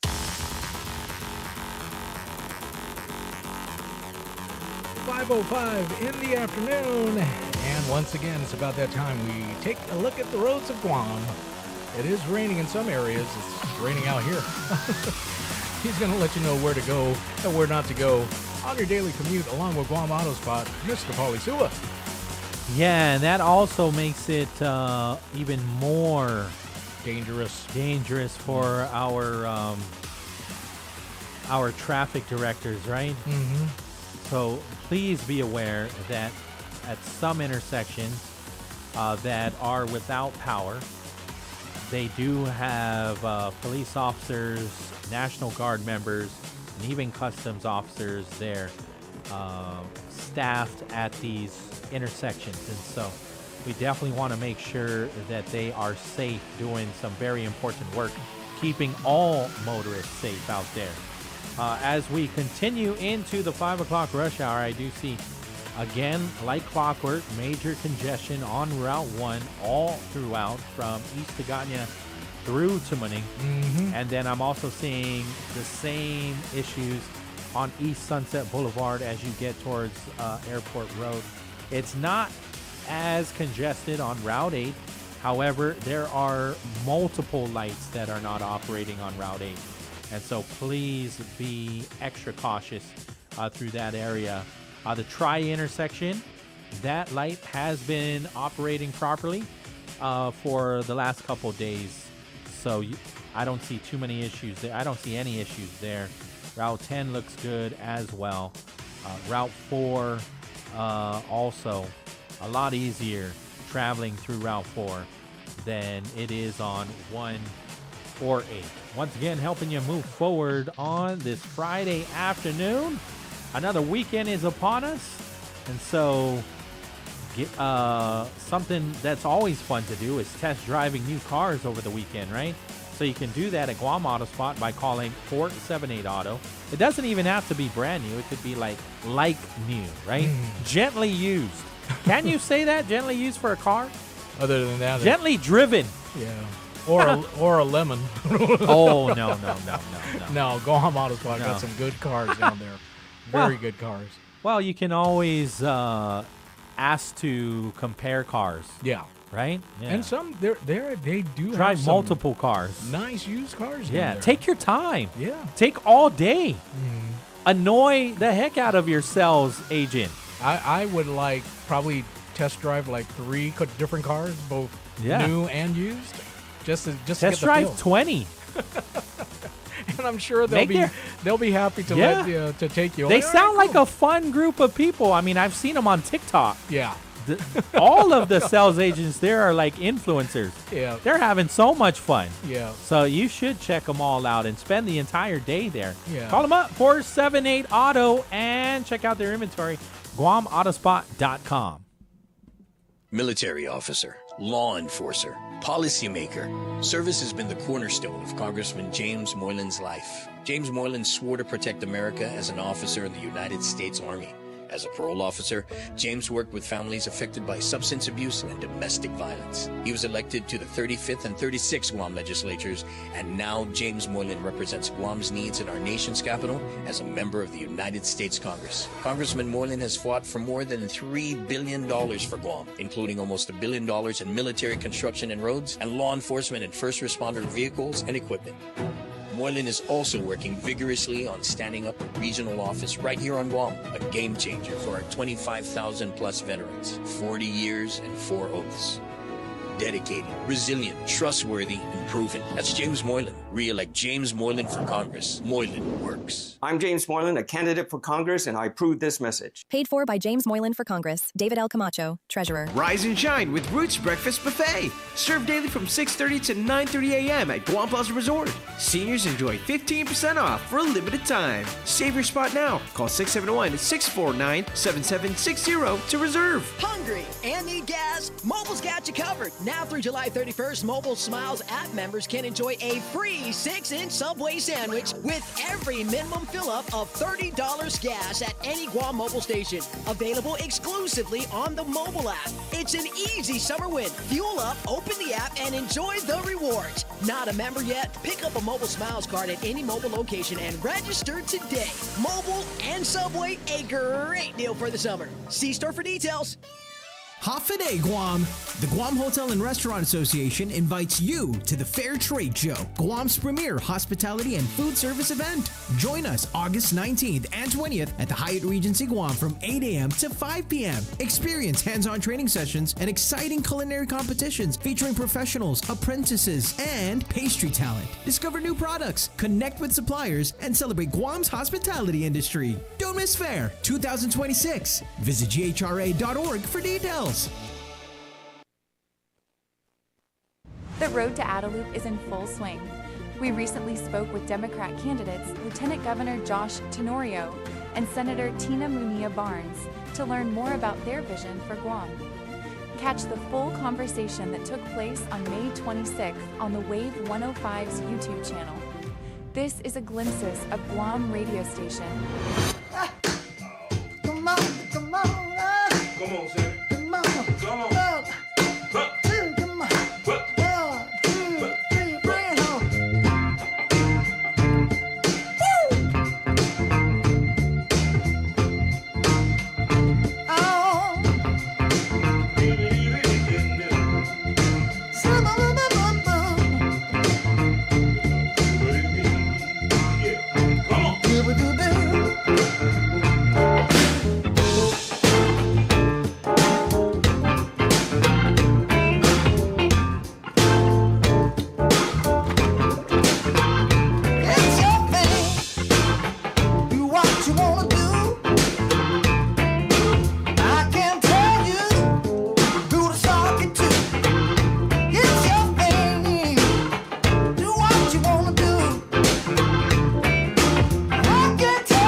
Okay, Pauly, I'm playing this song because Voting is our thing, and we can do it at the Westin Hotel even tomorrow. Yeah. I believe that's going to be open from 10 to 6 at the Westin Hotel. And for more information, you can give the Guam Election Commission a call. 477-9791, I believe. Let's make Maria Pangilinan happy and go out and vote. Don't make her cry. Don't make her cry. As a matter of fact, about 250 individuals actually went out to vote yesterday. So I heard it was difficult to find parking, though. Okay. Yeah. Yeah. Well, people are doing their thing. Right. We can't tell them who to sock it to. Well, I'm going to probably go and vote tomorrow. Okay. Yeah, I'm going to give it, I'm going to sock it to them pretty much. Wave 105, we're KGUM FM. Daddy No Guam, I'm going to send it back to Mr. Pauly. Buenas. We do want to thank our sponsors, and that's MicroPack, from Bose to Sony and more. MicroPack is Guam's home for quality electronics. Subway, at Subway, you got to refresh to be fresh. Triple J Ford. Get that free $500 gas card when you drive home with a new Ford truck. Visit triplejguam.com and get pre-approved instantly. GTA, we start with you, and Chili's Grill and Bar. At Chili's, more life, great food, and memories happen here. And time for some good news. Yes. For a change, and it's brought to you by Provisions Wine and Cheese. They serve fresh salads, delicious sandwiches, and authentic Roman-style pizza. They do. And so for good news today, we go to Staten Island. A Staten Island owner, deli owner, raises over $530,000 to reward kids with good grades. And so you might have seen this on TikTok. I've seen many times where the deli owner, at first I thought it was the cashier, but it makes sense that he's the owner. Okay. Because kids will run right up to the cashier and show the cashier the report card, and based on what is on the report card, they are able to get things throughout the deli. And so there are some really good TikToks out there that show how much this deli means to this community. And so his name is Wally Al-Selwi, also known as Island Ak 1 on TikTok. He's the co-owner of a deli in Staten Island, New York, called Zach's Finest Deli and Grocery. In 2023, he started a program called Grades for Grabs, where kids who came into a store with a 90-plus average on their report card could get $100 and anything they wanted from the store. Nice. He also rewards the kids who may be failing and are improving their grades as well. It all started with one kid named Zamir Davis, and it soon turned into a global movement with kids and adults coming in from everywhere who were inspired by his kindness. People wanted to know how they could support his mission. So Wally's brother Nash, who is also the co-owner of the deli, helped him start a GoFundMe page.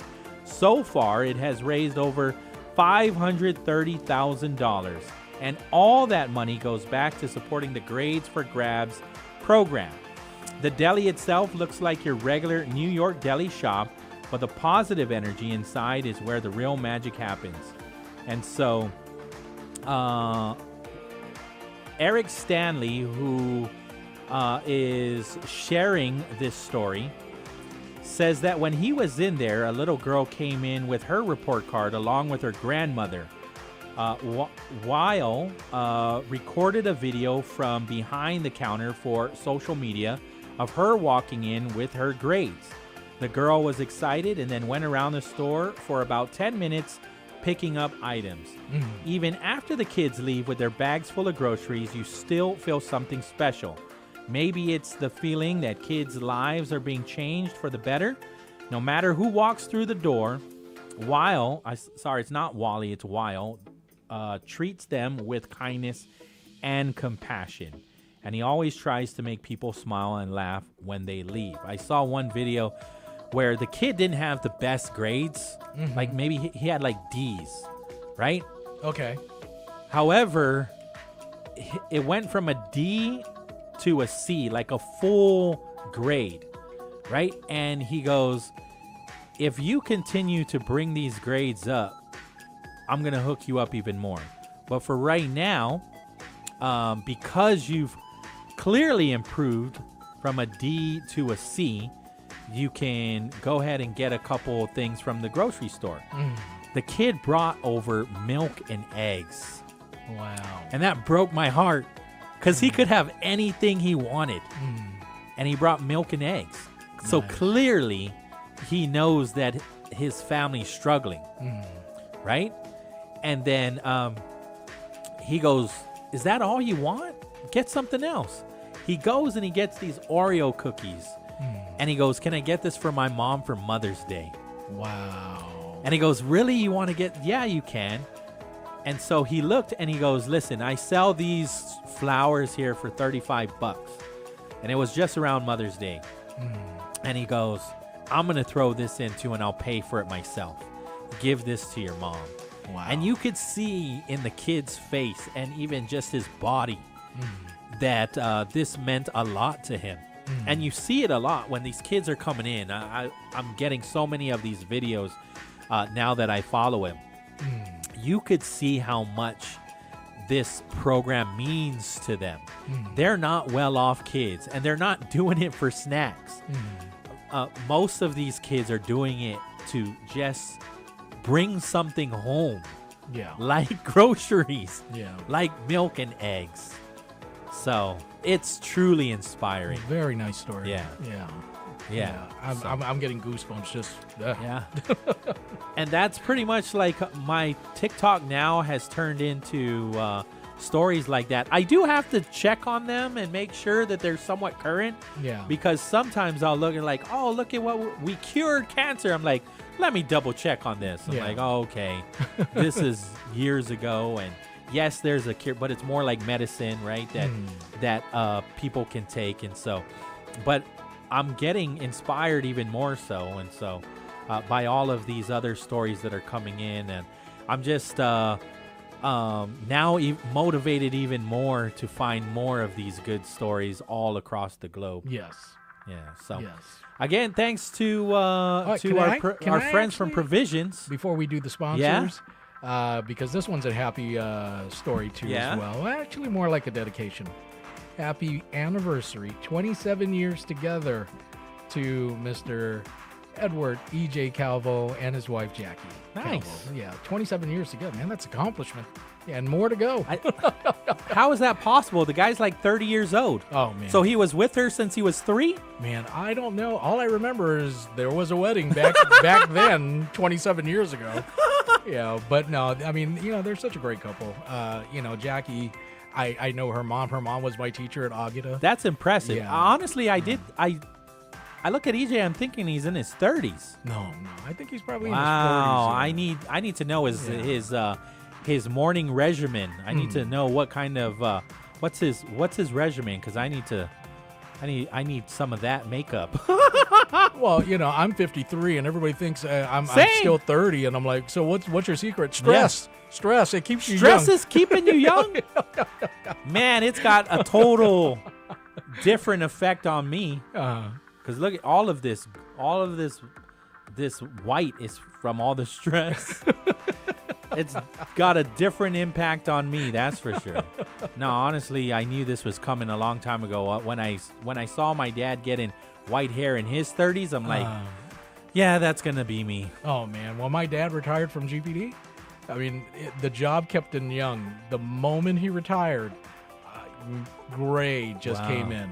I mean, he was struggling to just try to do something. Yeah. Go burn the Sakati in the back and everything and all. Yeah, just to be active. People will be like, man, your dad must be really stressed because his hair is so white. I'm like, it's in our DNA. Yeah.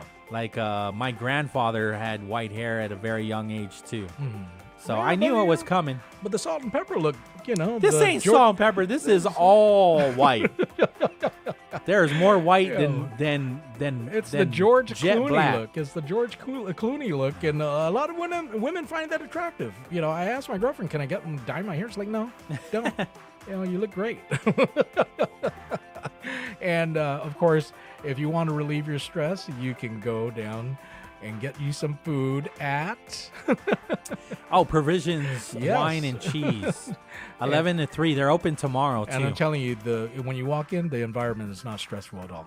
You No. know, very good food. Absolutely. Very Customer service is top Oh, notch. very top tier Mhm. service. Yeah. I Yeah. mean, I went there, I got my sandwich. I still need to go down there and try their pizza. Yeah. It looks good. All right. Moving on now. There's another JIC release recovery report from the GBA? Office of Civil Defense. Oh, okay. Jeez. Okay. Let me see if there is. Well, there's some more good news, right? There's a food distribution. Okay. So Public Health will be conducting food commodity distributions for those affected by Super Typhoon Bobby. Food assistance, is prioritized for households affected by food loss, including those receiving SNAP, Medicaid, MIP, or with limited resources. From the past, from what I saw in the past, is they don't turn anybody away at these distribution sites, right? And so they do say Public Health will make every effort to serve those in need. A drive-through distribution will occur Tuesday, July 14th, so put this on your calendar. 1 p.m. to 4 p.m. while supplies last at Adaloop's Breezeway. Individuals may be asked to provide identification and must complete a brief form to confirm household eligibility at the time of distribution. Households experiencing need are encouraged to attend. Supplies, again, are limited and will be distributed while available. More updates here from the Port Authority. They will open gatehouse operations Saturday, July 11th from 8 a.m. to 5 p.m. with a lunch closure from 12 to 1. There will be no special service requests that will be required during these additional operating hours, as the port provides the community more opportunities to retrieve cargo in support of the continued movement of essential commodities during the recovery. They also continue to restore cargo handling capabilities. Gantry Crane 6 returned to operational readiness. Gantry Crane 5 returned to operational service at 7:20 last night.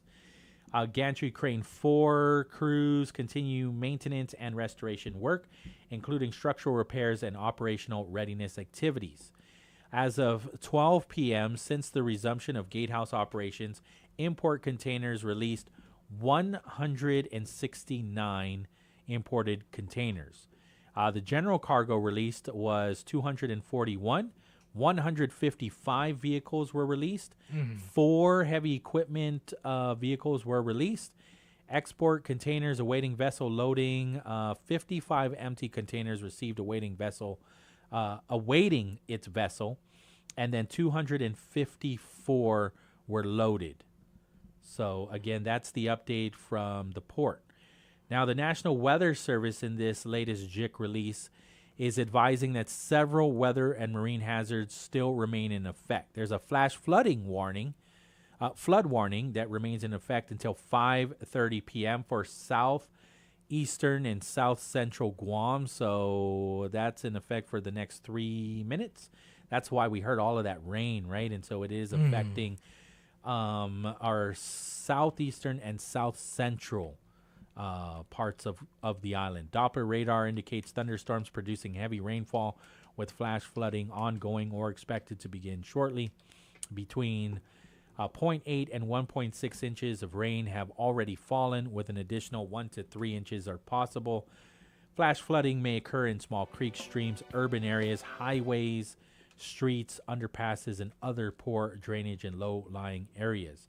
There's also the high surf advisory that remains in effect until 4 a.m. Saturday for north, south, and west-facing reefs. Breaking waves of up to 10 feet in dangerous surf conditions may cause localized beach erosion. There is a high rip current risk that remains in effect through late tonight for north, south, and west-facing reefs. Life-threatening rip currents are expected. Residents and visitors should remain out of the water. There is a small craft advisory that remains in effect until 4 a.m. Saturday. Seas of 7 to 10 feet will continue to create hazardous conditions for smaller vessels.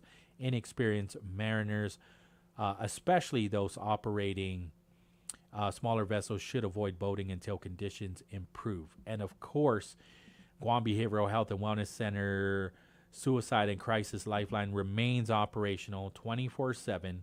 The community may call or text the hotline at 988 or chat online at 988lifeline.org. So that's the latest JIC release that came in at 5:15 this afternoon. Let me see here. I already gave you the updates from GWA, yeah. Mhm. Let me see. Yeah. No, this was earlier today at 3:30, so there you go. The one that I just provided was the latest JIC release, number 16 at 5:10 this afternoon. Okay. All right, 5:29 in the afternoon. Let me see. Let me just check on the legislature because, again, they just started the budget session for fiscal year 2027. Looks like DRT is there in the committee of the whole. They are going to go till 10 p.m. tonight. Wow. Yeah. And they're going through the weekend. They're going to be in session Saturday and Sunday. That's what Senator Chris Duenas said at the direction of Speaker Frank Blas.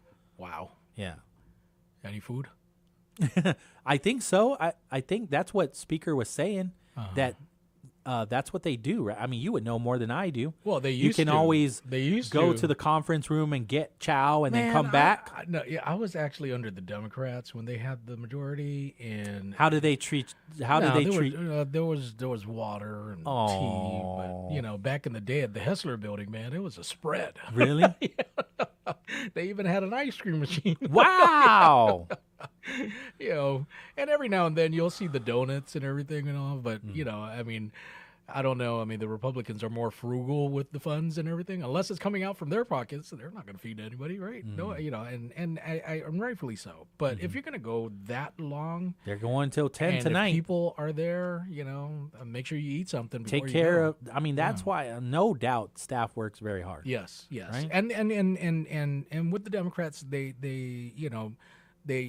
when I was there was a spread to eat for everybody that was working, like the AV guys, the clerks and whatnot. So and we Ah. prepare for it. So yeah, I get it. But for food that was provided outside in the Hessler Building for the public, I mean, you would see donuts For and the coffee. public? Yeah, coffee and whatnot. But now, well, during my time, it was just water and tea, pretty much. So bring your hot dogs and your popcorn. I don't even want to go there. Stop. Bad Ryan. Yeah. We got to respect those that came before us. Of course. Yeah. 5:31 in the afternoon. Let's take the break. Yes. Yeah, and so after the break, we'll see. I don't know if I want to go back into session and or back into the budget, but whatever you want to talk about, I'm down. Yeah. 671-922-1051, and I'm sure there's going to be plenty to talk about on Monday anyways when it comes to the budget debate, especially if they're going all the way till 10 and going through the weekend. I don't know how much I'm going to watch over the weekend because I really want to just escape.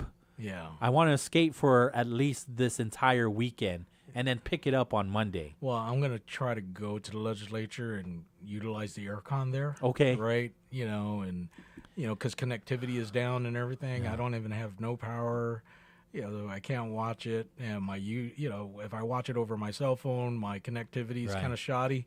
So, yeah, I'll probably Well, go thank check it out. goodness for YouTube. I can always pick it up later, but I don't think I'm going to listen or watch any of it over the weekend. Yes. Yeah. I want to fully walk away from all of the politics and all of the the storm reporting and just breathe a little. I Yes. cannot wait. 27 more minutes. So let's take care of what we need to take care of, pay the bills at 5:32 in the afternoon. It's about that time. Once again, along with Guam Auto Spot, we're going to check in with traffic as Mr. Pauly and Guam Auto Spot help you move forward on your daily commute. Buenos Pauly. All right. So, yes, things are definitely picking up. And, you know, with the traffic lights that are not operating, with the wet roads, please be extra cautious out there. I see major delays all throughout Route 1 Marine Corps Drive. There are very few gaps of open roads on Marine Corps. Also looking down at Tumon, expect those delays too, trying to get out of Tumon and back onto 1. The Hamburger Road, expect major delays there. That is definitely not a shortcut. You will be at a crawl trying to get onto Route 16, and it is going to be difficult to get through Marine Corps Drive from the Micronesia Mall all the way to Isengsong. If you are on the Route 16 side, try to make your way onto Harmon Loop or Route 27A. You'll be better off than trying to navigate through Marine Corps Drive in the Dededo area. Once again, helping you move forward on this Friday afternoon, it is Guam Auto Spot. Schedule that test drive. Call them up, 478-AUTO. View their inventory on their website at guamautospot.com. Why be at the forefront of childhood cancer research? At St. Jude, we do it because every innovation we make is a moment we give to children with cancer everywhere. But we can't do it without you. Help St. Jude give children with cancer more moments. Moments that can last a lifetime. Learn more at stjude.org. When a warrior faces adversity, he fights through it. He finds a way. Freedom isn't free. Rolling strong. Vice Speaker Tony Atta and E.J. Calvo. Catch the full conversation that took place on May 5th on the Wave 105's YouTube channel. Stay informed and hear their vision for Guam's future. Wave 105 is a glimpse of Guam radio station.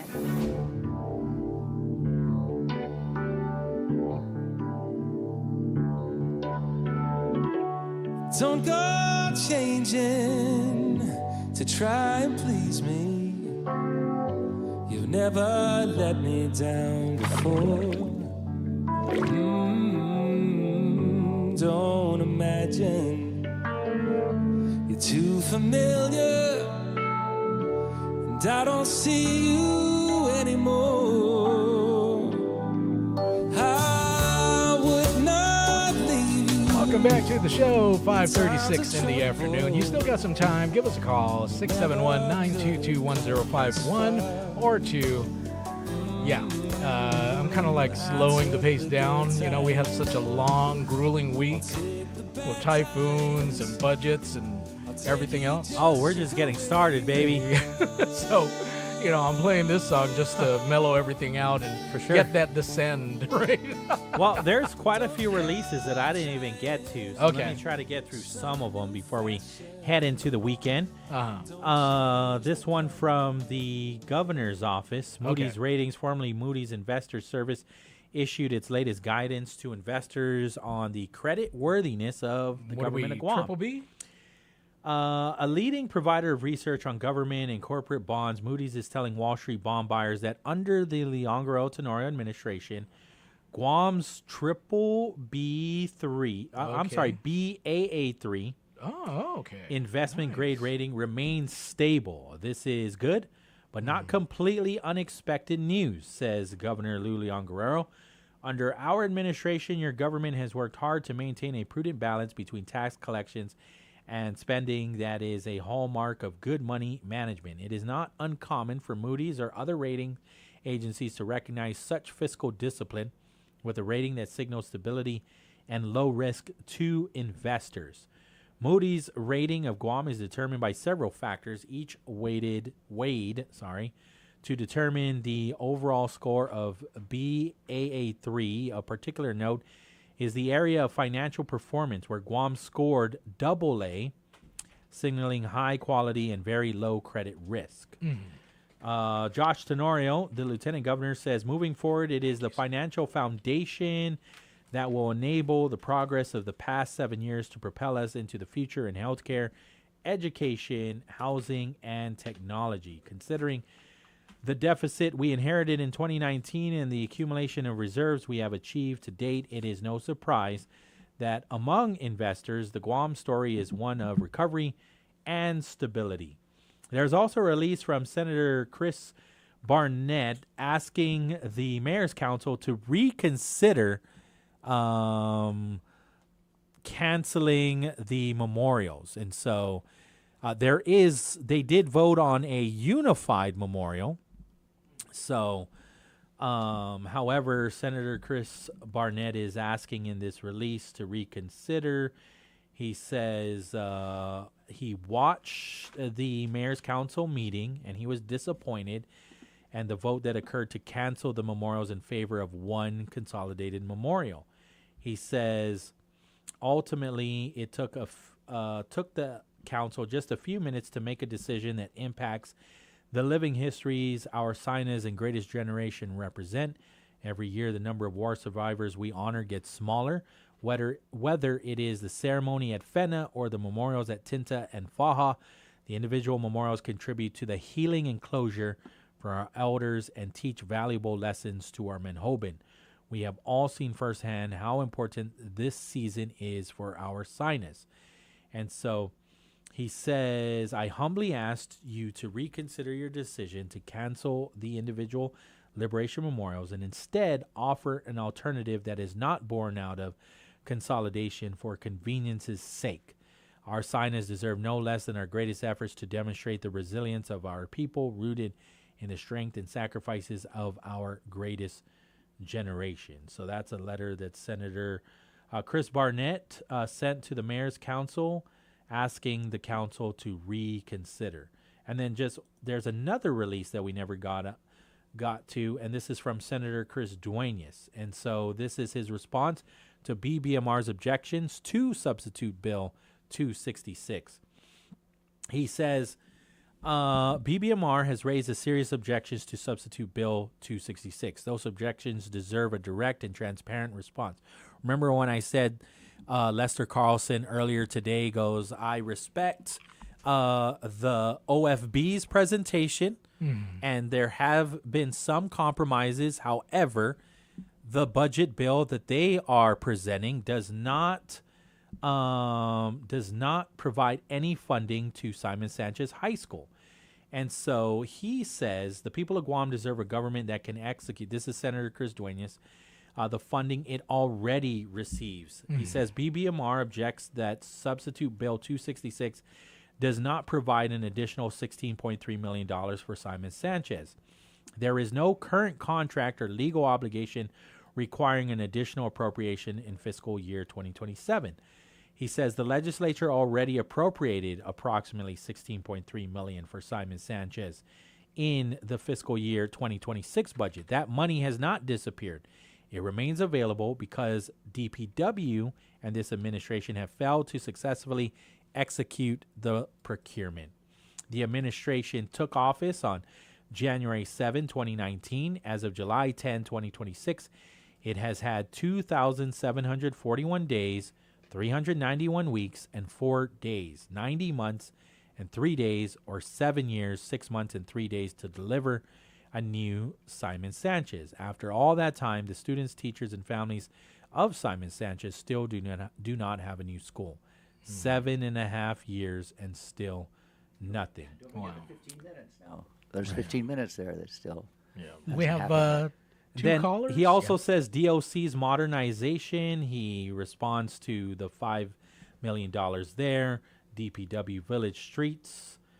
He responds Guam tax. So he has honed in on all the things that BBMR Director Lester Carlson is concerned about, Mhm. and he addresses all of them. And we'll take the calls, and we'll probably not get back to these, depending on how much time we are with our callers. Yes. Off of day, Wave 105. Caller on line 2. All right. Yeah, in order. Hello. Off of day, Hello. you're on Wave. Of day. Off of day. And you're also Hey. on with the OG. Rand Kaufman's just walked in the building. Oh, great. Maybe Mr. Coffin can put some, I guess, spiritual perspective to what. Thank you. Thank you for the opportunity. Well, so, Mr. Kaufman, over the last several months, I think there's been a disturbance in the force. If you recall, back in March, all the little children up in Jigo were gathered together to break ground on the new Simon Sanchez High School. And then there was, at the very last moment, a protest. And since that time, there has been a spectacular failure to rebuild the largest public high school in northern Guam that services the largest populations, the villages of Dedido and Jigo, who I guess are probably left to wonder what is the power of prayer or of Right. belief. Yeah, because they're like the Israelites wandering in the desert, which is northern Guam, atop the aquifer, and despite their good behavior and going to bed early and everything, they don't have power, and now they don't have a school. So I know you're going to tell us to think positively, but it's early voting. I do The Isaac people- Newton's law. Isaac Newton's law: for every action, there's an opposite and equal reaction. And I was one of the people up there when Simon Sanchez opened up. When that school was built, and we went in that, we were so amazed how the library was right in the middle and how it was all set up. It was a self-contained, hardly any windows structure that was built for whatever may come our way, really. And it was there, for such a long time. That's the bliss. And that for every action, there's going to be an opposite and an equal reaction. The reaction is the void, that nothing's there. It's gone. For the amount of time, sometimes it's for the amount of time of its very existence to make up for that time, for that bliss. Because I tell you, man, everybody wanted to teach at Simon Sanchez. That was real clear. It was just beautiful, its whole thing. So in that aspect, if you see something and you experience very blissful experiences, always remember Isaac Newton. For every action, there's going to be an opposite and equal reaction. And that's what the void is.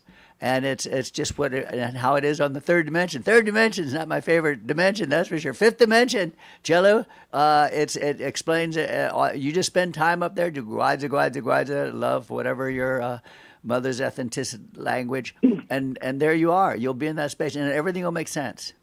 You'll have all the knowledge of the universe. You're like, just think where Albert Einstein and Isaac Newton's heads were. Wake up in the middle of the night, oh, wow, theory of relativity just ran through my head.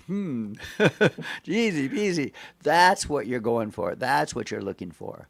That's the salvation. But no, it sounds like I don't want to be there. You just said it. I don't want to be stuck in the third dimension like they are at Simon Sanchez High School in Jigo. And I beg to defer. It's not a void. There's a whole bunch of big, black, dirty rats crawling around that carcass of a building that has no windows. And this is all because the adults at BOE, including Judy Wanpat, have failed to rebuild Simon Sanchez High School. And instead, they're telling the Simon Sanchez High School students that they have to pack up yet again and go, like the Israelites, into the desert and find Teedson High School, where they can then be overcrowded in a building that was, I think, meant to be Army barracks for about 700 people. And now they're going to try to squeeze over 2,000 children into a bunch of buildings that was never meant to be a campus for one high school, much less two high schools running at the same time in Teedson.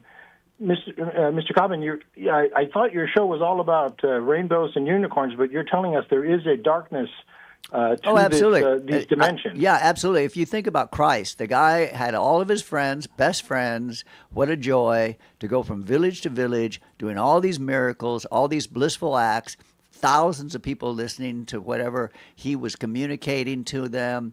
And in that aspect, upon his baptismal, he goes, wow, Archangel Gabriel there, Archangel Emmanuel, come on, let's go. You don't have to be here anymore. You did it. You did the seventh branch of form. You're the God of this universe. Let's go. And he goes, nope. I had a very, very blissful experience. I have to show the humans that it's going to be balanced with pain. That's what he showed us. That he also was the showed image. us that apparently if you were a rich man and you asked him what does it take to get into heaven, you have to give it all away. And I think, unfortunately, there was a poll that was given away last night. I think it was just a Republican poll that shows that it's a 50-50 split between Mr. Ada and E.J. Calvo versus Mr. Frank Blas Jr. and Mario Cotto. So as we go into open voting or whatever, early voting, and everybody's excited about this election process, it looks like neither Republican gubernatorial candidates have captured the majority. And meanwhile, when you talk about, would-be apostles not being able to make the grade and being maybe told to leave, the poll release shows Tello Taitagui and curiously, Shelley Calvo, the current two incumbents, being shown the door. They look like they're on the way out. I think Pauly's sitting there, and he might have some inside knowledge because I think these are potential advertisers on his show. Pauly, what do you think about Tello Taitagui and Shelley Calvo being at the bottom of this Republican poll that shows somehow Mr. Lujan and I think Chris Duane is 1 and 2 with a lot of votes, and Shelley Calvo and Tello Taitagui with not a lot of votes? I haven't seen that poll. That's actually, I don't know. I think that. Oh, okay. I'm sorry. Yeah.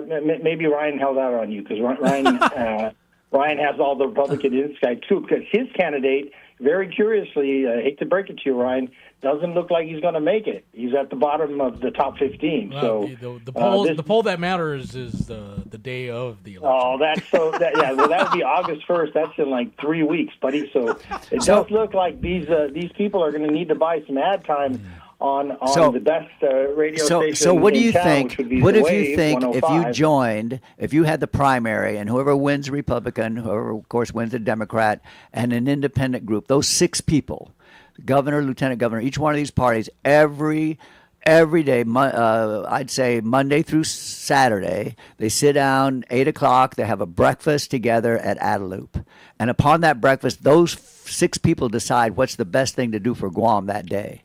And then those 6 people get all their resources together, and they're all getting paid. They're all governors, and they're all lieutenant governors, and everything's getting done because the problem is we have a party that's in power, and we have a party that's out of power, but they're in the staff. They're in the area of working in all these areas throughout all these departments. So consequently, whatever the administration is currently trying to do, that people on the other side of that party will do everything they possibly can to make it not work. That's why it's an island of the not quite right. So if you put those 6 people together and everybody's responsible, there's not a Republican Party, there's not a Democratic Party, there's not an independent party that's having any blame because they're all in it together. That's the way you do it. That's the way it works. Because like Tommy Okada said, man, the federal government, they got a flood zone. I got to get that gravel down there to Santa Rita. It's a flood zone. Took him 3 months because the Republican dispatcher at Public Works. 3 months. You are a genius. Mr. Cobbin, you are a genius. Pauly, this man needs his own show, and I think he does have. He has his own show. They need to sponsor. He has his own show. It's right after this one. But I'm curious about. I'm curious. Do we have, in your opinion, the options that we have come the primary and ultimately the general? Are you satisfied with any one of these teams? I personally like the independent option, like Rand might be alluding to. Among those 6 people could be 2 independent folks who are not biased with the Republican. Jeff and Charlie. Banner. I mean, they ran. They're out there waving. They're not. They're not. I think they're still running. In fact, ever since the typhoon, they had to run down and board up the pirate nation. No one's counting them out. No one asked for they didn't ask for anybody's permission. So I do think we still have, a record number of people that are willing to step up. But I love Mr. Kaufman's idea that rather than wait till after the election, why don't we sit down together for breakfast down in Adelup every morning until the election and come up with an idea. And the first thing... Never mind the election, Cello. Never mind the election. Primary, it's over. Primary, it's over. That you don't have to do that election because those 6 people stay there. They stay there for 4 years. Those 6 people every morning, 8 o'clock, Saturday included, Monday through Saturday, they meet and they talk, and all their resources go to fixing Guam, fixing the Marianas.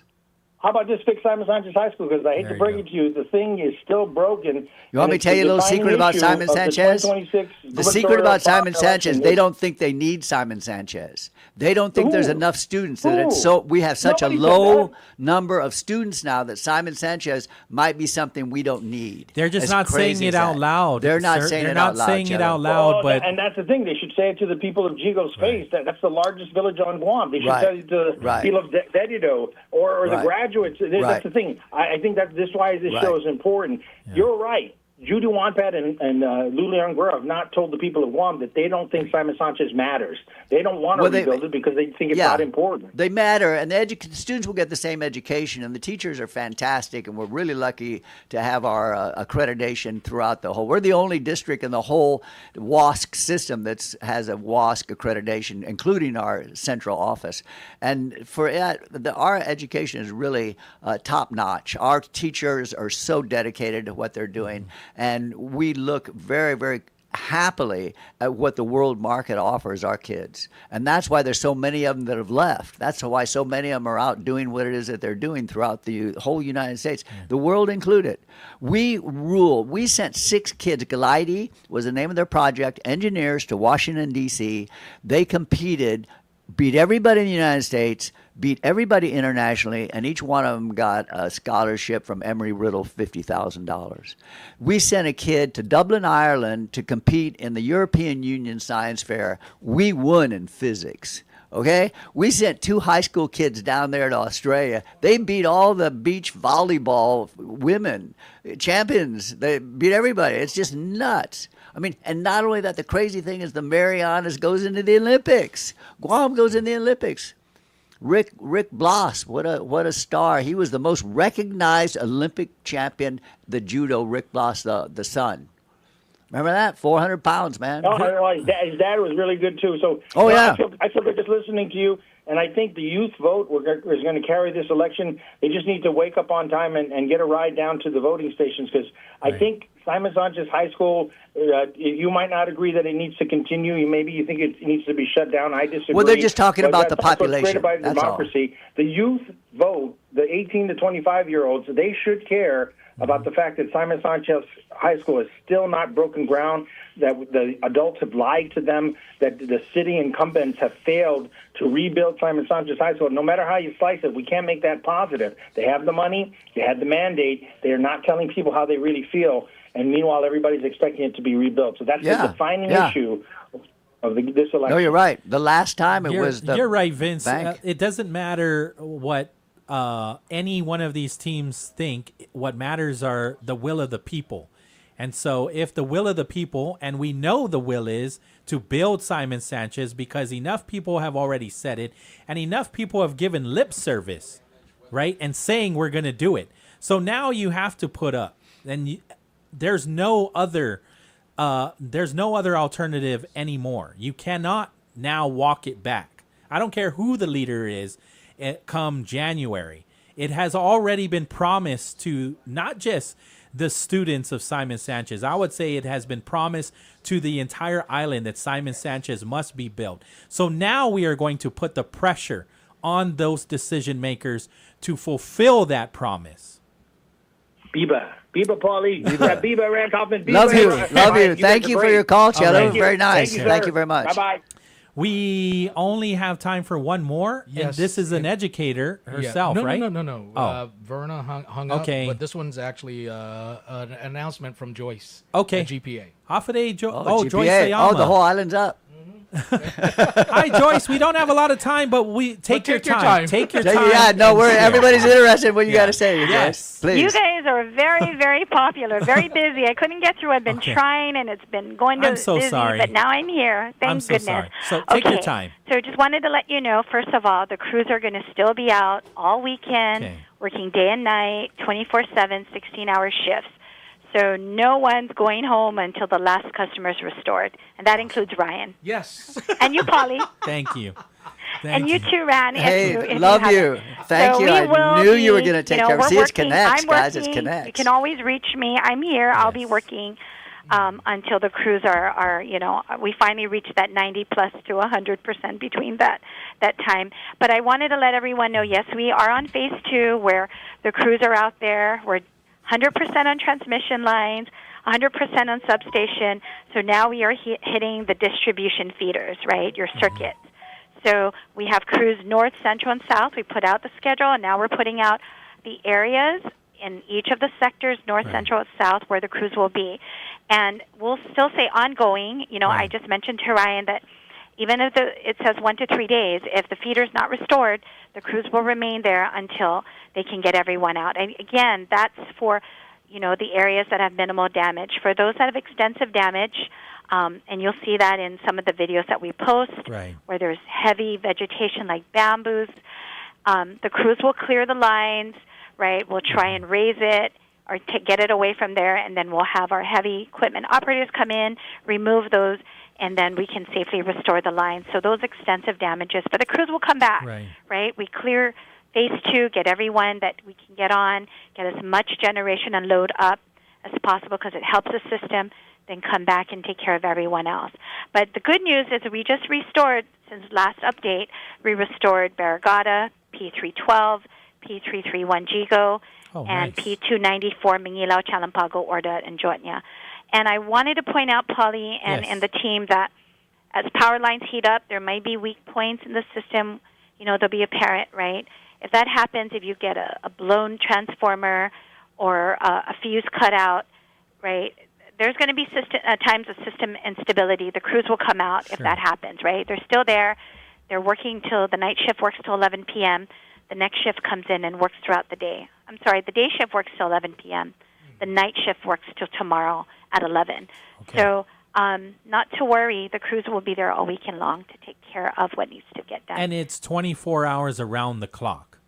Exactly. Yeah. And we are working to get those bucket trucks home. FEMA has been pushing and helping us, and we're coordinating again to get our 8 bucket trucks and some of our utility vehicles home. But we're adequate. Our crews are out there. We have 15 crews. We're working in every sector of the village. Well, so I just want to say, you see our numbers are going up, right? 73% this morning. I just told you that's 49 out of 67 feeders that are partially energized. And when I say partially energized, right, Pauly, you know that. You may have 1,000 people in that feeder, 500 are cleared. We're going to go ahead and turn you on. The rest will come back, right? If they're damaged and they have extensive damages, our crews will come back and make those repairs, right? But we want to get as many people on as possible. Why would we want to wait, to get 1,000 people on when we can get, and there's a few that have extensive damages and those that have minimal damage.